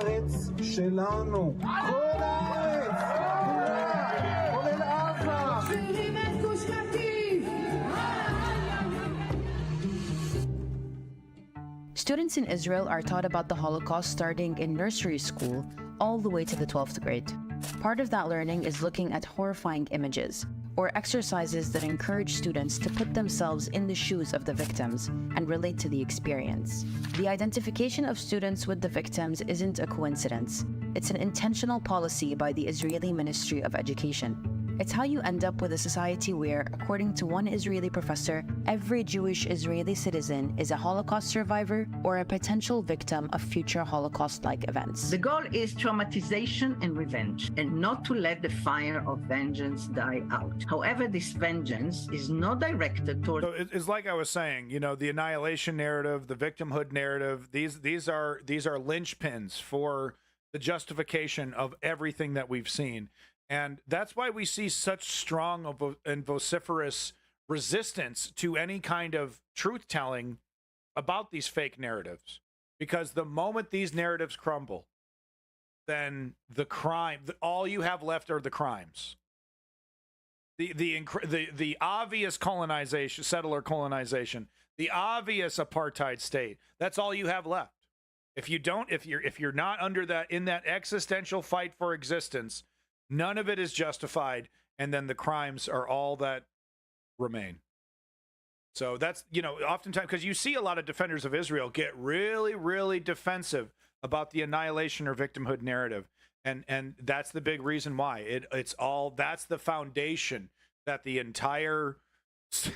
entire wobbly setup is put upon. You know, and that's why we can't have two-state solution, why we can't treat Palestinians like human beings. It all stems to that. The German persecutors and their collaborators. They want it all.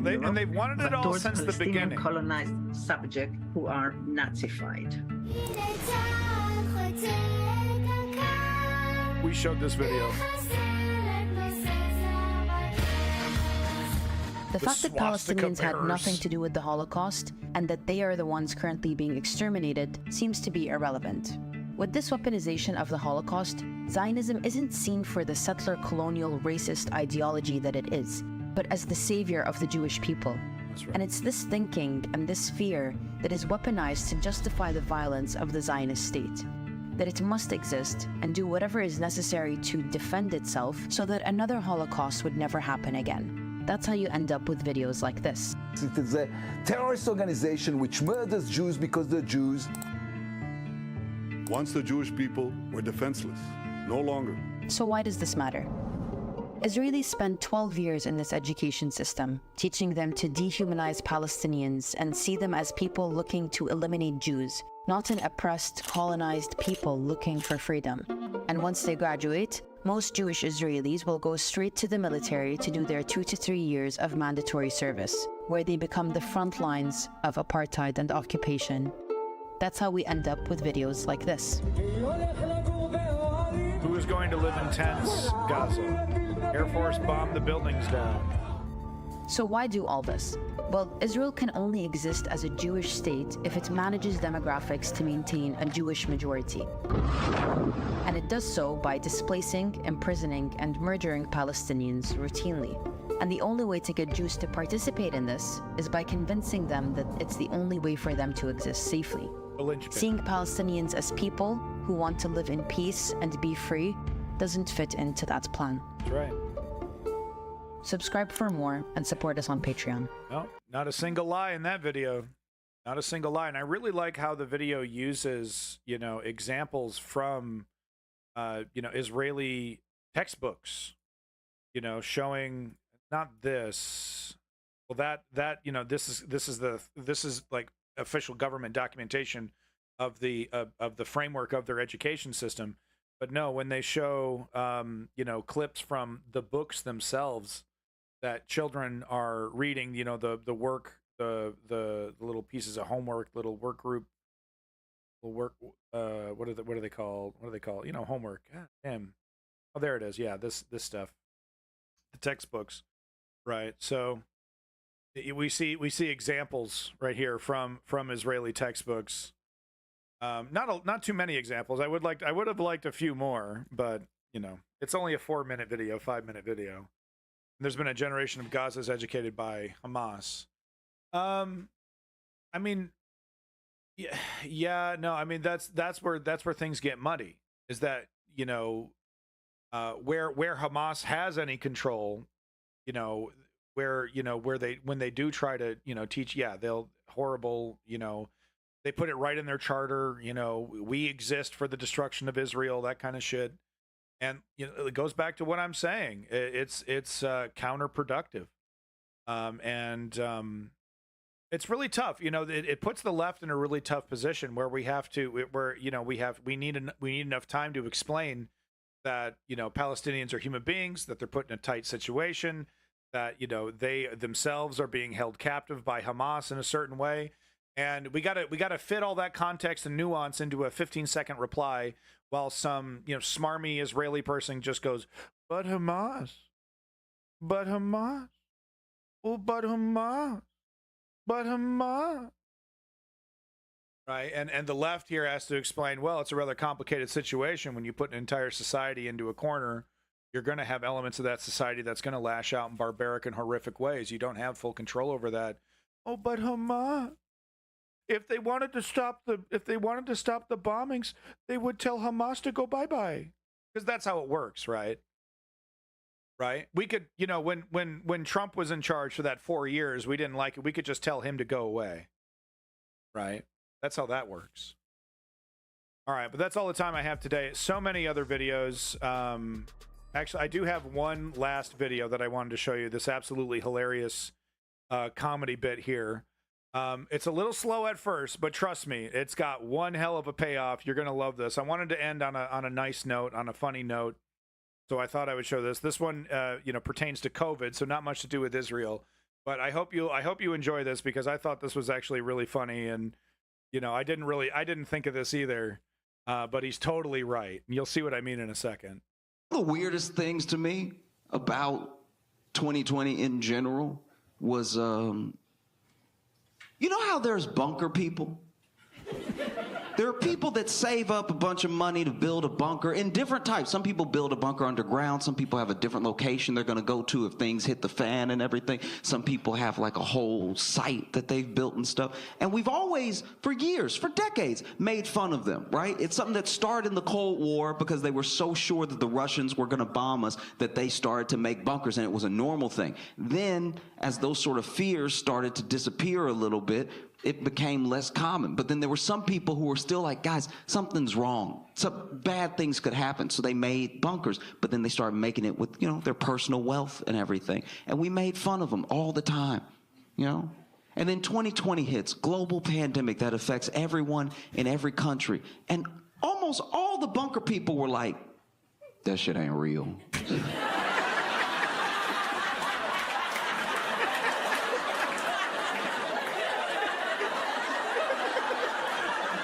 Shit ain't real, man. But you built in case the whole world. Can I go in the bunker?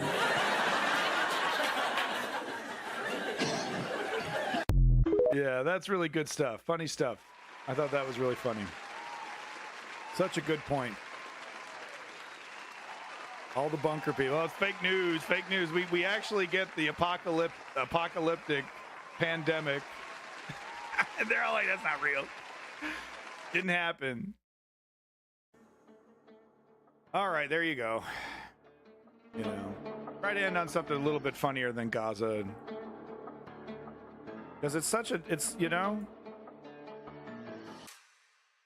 it's gonna, it, you know, it, I wish we had like a time machine or something, because I wish we could see where the goalpost ends up when this disgusting episode is finally over, when Israel has finally taken the last vestiges of the West Bank and you know, and taken the Gaza Strip. However that machinates, is that a word? Machinates? But you know what I mean? Oh, I think he's one of the new comedians on Daily Show. Oh, that's cool. I like Jon Stewart right back at the Daily Show, man. It's like he never left. Isn't that great? I love it. I love it. I got a lot of disagreements with Jon Stewart, but at the same time, he's definitely instead of like Stephen Colbert, where he's gotten weaker and he's gotten less edgy and he's gotten less relevant. Jon Stewart, you know, became more relevant, you know, became more edgy, became more of a progressive fighter, you know, when he stepped away from the cameras. And you know, it is interesting to see him water down his message a little bit for the Daily Show. That is kind of interesting, where he's obviously very intentionally trying to do both sides, not exactly both sides, but he's trying to say, hey, there's some criticisms against Joe Biden that are legitimate, and obviously the criticisms against the fascist right wing is, you know, obviously. Hey, Davey, no problem. Good night. Thanks for that stream. Thanks for coming in, and thanks for all those wonderful links in the Discord. Folks, if you want to see some really hardcore ass links, Davey is never shy to post them. We got those in the Discord. Thanks again, Davey. But yeah, it's always tough. It's always tough to talk about Gaza, Israel. I have so much other news I want to talk about, but it's you know, back to what I was saying before. I wish we had a crystal ball so we could see where, you know, where this narrative finally ends once Israel has actually completed this project, because it's going to be we didn't have any choice, there was no other way to prevent it, you know, it's going to be a lot of excuses as to why it had to happen, basically. And I can tell you right now, unequivocally, with total confidence, that this does not have to happen this way. That there is absolutely a future where Palestine and Israel don't try to kill each other. It can coexist. And I can say once again with confidence and clarity that there is one side that is the clear aggressor, and it's not Hamas, it's Israel. There's one side that's the clear bad actor here. Even with the Palestinian Authority's corruption and their you know, inefficiencies and all the things that they've said that I disagree with, there's a clear aggressor here. There's a clear bad actor here. There's an X factor here. And that X factor is Israel, regardless of the government, Israel's steadfast refusal to acknowledge the existence of Palestine, full stop. From the very beginning. You know, this Zionist idea that the Palestinians were just keeping our seat warm for the return of the Jews.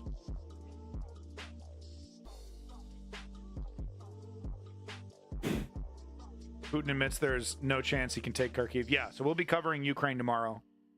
Red text is evil. We'll be covering Ukraine tomorrow. But don't let what I was getting at before is that don't let the gaslighters get to you.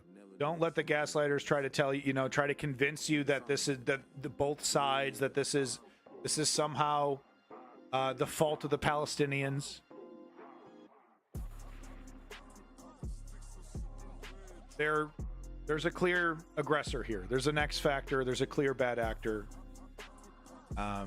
Christopher Hitchens famously saying, "How come Israel hasn't defined its national borders?" Really says a lot. Don't let the bastards drag you down. But big props to your boy Woke Patriot. Thank you again. Sorry for my harsh language in the Discord. That was uncalled for. Big props to Zio Duke, true OG of the chat, true OG of the stream. Thank you, Zio Duke. Big props to Clutch Cargo. Make sure you're liking and subscribing to Clutch Cargo. And while you're taking the time to like and subscribe to Clutch Cargo, make sure you do the same to your boy Lenny. There it is. Lenny. #1 financial contributor to the stream. Host of Accidents Waiting to Happen on Twitch. An absolutely phenomenal stream. Keep watching the skies. God, I hope. One of these days, man, I just want that money shot. Just give me one. Just one. Up close, personal. Show me that thing floating. If only I was the leading financial contributor, though. If only, Zio Duke. Would you like a garbage fuel beach towel or a garbage fuel mouse pad? Please head on over to the merch store. Pick yourself up one immediately. Exactly $1 of profit will be given to your boy, Abandoned Nihilism. Big props to Ribbons. Big props to Davey. Once again, Davey, thanks again for those links. Big props to Ponder Monkey, wonderful streamer himself. Make sure you check out Ponder Monkey, folks. Like and subscribe. Gaius Flavius Josephus, thank you so much. Lovely comments. Davin, looks like we butted heads there, and I don't know if you ever came back, Davin. Sorry to piss you off, but I don't really appreciate, look, I get it. I call people names all the time. Leave the name calling to me. Okay, let's try to keep it civil in the chat. Hopefully I didn't offend you too much, Davin there. Sorry you had to go in a huff. Kissing Gonzo, big props to you. Yeah, Davin, I hope to see you again. I really do enjoy your comments, so hopefully you didn't leave forever. Kissing Gonzo, wonderful, big props to you. Yeah, if you can convince a million idiots. If you can convince 1 million people to give you $1, right, you're a millionaire. Boy, that weave person, that was a really interesting one. Midnight Null Night, you seemed pretty cool. Sorry you had to leave. Pucker War, big props to you, Pucker War. Thank you for coming in, Pucker War. Soviet Mind, once again, Soviet Mind. Wonderful. You only had one comment, but you keep coming back. I do appreciate it. Thank you, Soviet Mind. All right, everybody. Creating political change is as easy as 1, 2, 3. And I know you're interested in creating political change because you're here in the politics section. Step 1, inform yourself. Step 2, put your name down. Maybe it's a progressive activist organization you want to work with. Maybe it's a politician you like. Maybe it's a union that needs your help. Whatever the fuck it is, you got to put your fucking name down. And then step 3, put in the work like Charlie Kirk, baby. Charlie Kirk and Steve Bannon and the rest of the fucking fascists are putting in the work every single day, working those late nights on a Saturday night, trying to dismantle our democracy, trying to destroy our liberty. Big props to your boy Kem Goblin Coogan. Swoop! But as Clutch Cargo likes to say, it's the only thing that's ever worked, a.k.a. political activism, a.k.a. non-violent direct political action, getting your ass in the streets. Like your girl Greta Thunberg, my close personal friend and hero. We call and text all the time, me and Greta. I'm the king of Antifa. I just wish they would listen to their king and stop with the property damage. Because it's counterproductive. I'm sorry. Look, I know you like throwing a rock through the McDonald's window. Everyone loves throwing the rocks through the McDonald's window. Yeah, Greta's a moron, huh? Yeah, okay, buddy. Enjoy the flush. My close personal friend and hero, Greta Thunberg, is a fucking badass and true G. It took one text for her to take down Andrew fucking Tate. One fucking text. Bye-bye, Andrew Tate. I am the king of Antifa, and I declare no more property damage. Anytime you want to throw a rock at the McDonald's window, hug your grandmother. Yeah, exactly, woke patriot. She's a hero. She's an inspiration, Greta Thunberg. She's exactly what we need to be emulating right now. I've never heard a statement from her that wasn't totally 100% on point. I'm sure she made a couple stupid statements. I'm sure of it. Put a camera in front of my face at that age, boy. I don't know that guy. But somehow she finds a way to be plugged in, on point, and God damn it, totally correct 99% of the time. Greta Thunberg, baby! She's, of course, my close personal friend, of course. We talk and hang out all the time.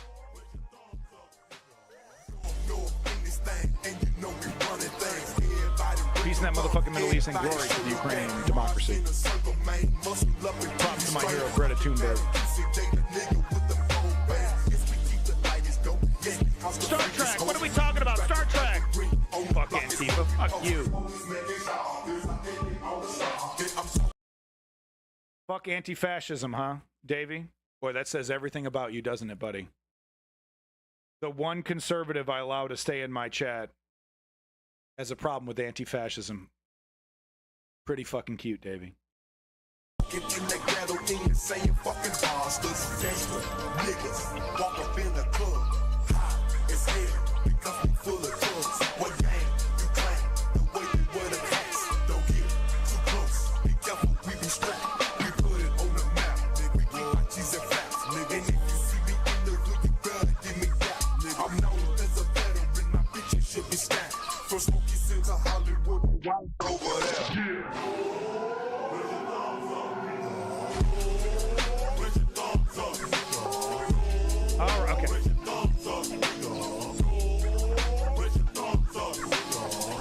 Okay.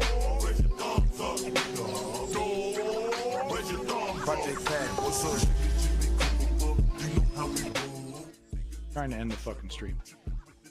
Yeah, no, I mean, I agree though about Antifa. You know, it's the problem with Antifa is that it's not a real organization. It's just a smattering group of anarchists and other young leftists who are resorting to reactionary violence. With that said, outside of the property damage, I basically agree with the sentiment that we need bodies in between us and the Boogaloo Boys and the Proud Boys and the right-wing fascists who absolutely do show up to left-wing protests armed, ready to intimidate. They absolutely do that. And if it wasn't for Antifa, left-wing protests across the nation would be left to be victimized by armed right-wing extremists. So yeah, I don't necessarily agree with Zio Duke, but at the same time, you know, when you're in the thick of it, when you're in those protests, when you're on the front lines, you're happy that there's somebody there who's going to swing back at the fascists that are trying to destroy our democracy and liberty. But like I said before, the property damage is counterproductive. Okay? Property damage is just, it doesn't work because it allows characters like Davey over here to feel some justification in saying, fuck Antifa. I mean, Davey, would you have as many problems with Antifa as you do if it wasn't for the property damage? Right?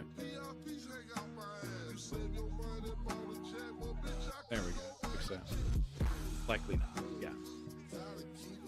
So that's where I'm getting at. But it's impossible. The reason why I call myself king of Antifa is because it's not a real political organization. You know what I mean? It's like I said, it's a smattering group of, very young leftists who are, very excited to throw a brick through McDonald's window because they're making a statement against capitalism and yada, yada, yada. I'm the king of Antifa because anybody can be the king of Antifa. So it's not exactly an organization you can order around. So when someone says, fuck Antifa, it's a little silly to me. It's a little silly to me, as if this is an organization making decisions. And not a loose grouping of, like-minded anarchists and other, far leftists that are interested in knocking some fascist heads. A lot of Antifa guys, they just want to crack a fascist right in the head. That's why they're there. And the fascists are often giving them opportunities to do so. Because like I said, they intentionally show up to large left-wing protests, armed to the teeth, trying to Kyle Rittenhouse the situation, right? Get themselves in a situation where they get to use their toy.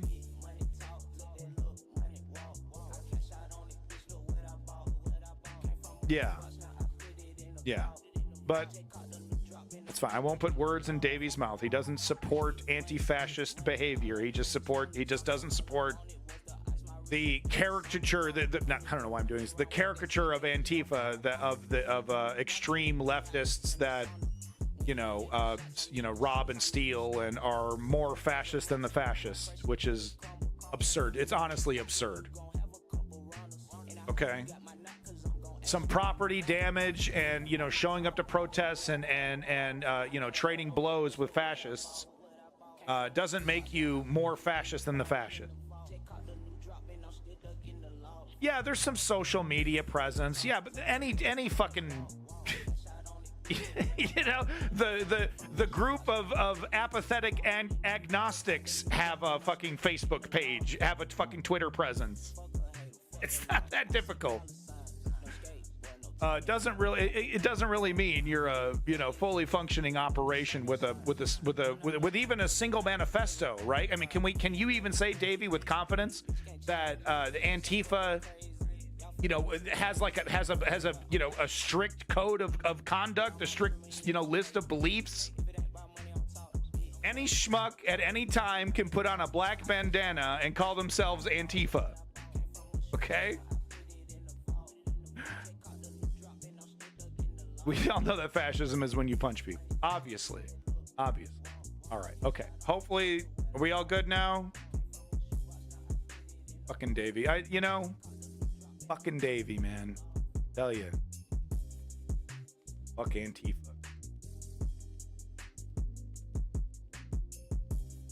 You got to go to more protests, Davey. You got to go to more protests. You really do. All right. Thanks again, everybody.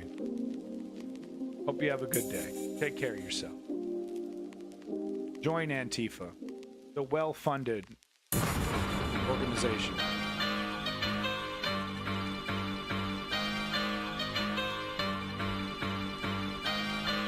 Yeah, I guess we'll see.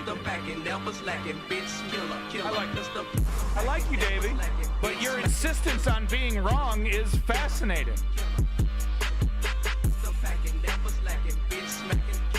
All right, everybody. I'm not saying never. I'm not saying never. I'm crazy. I'm fucking loco. I'll ban the whole chat. I lost my damn mind. All right, have a good night, everybody.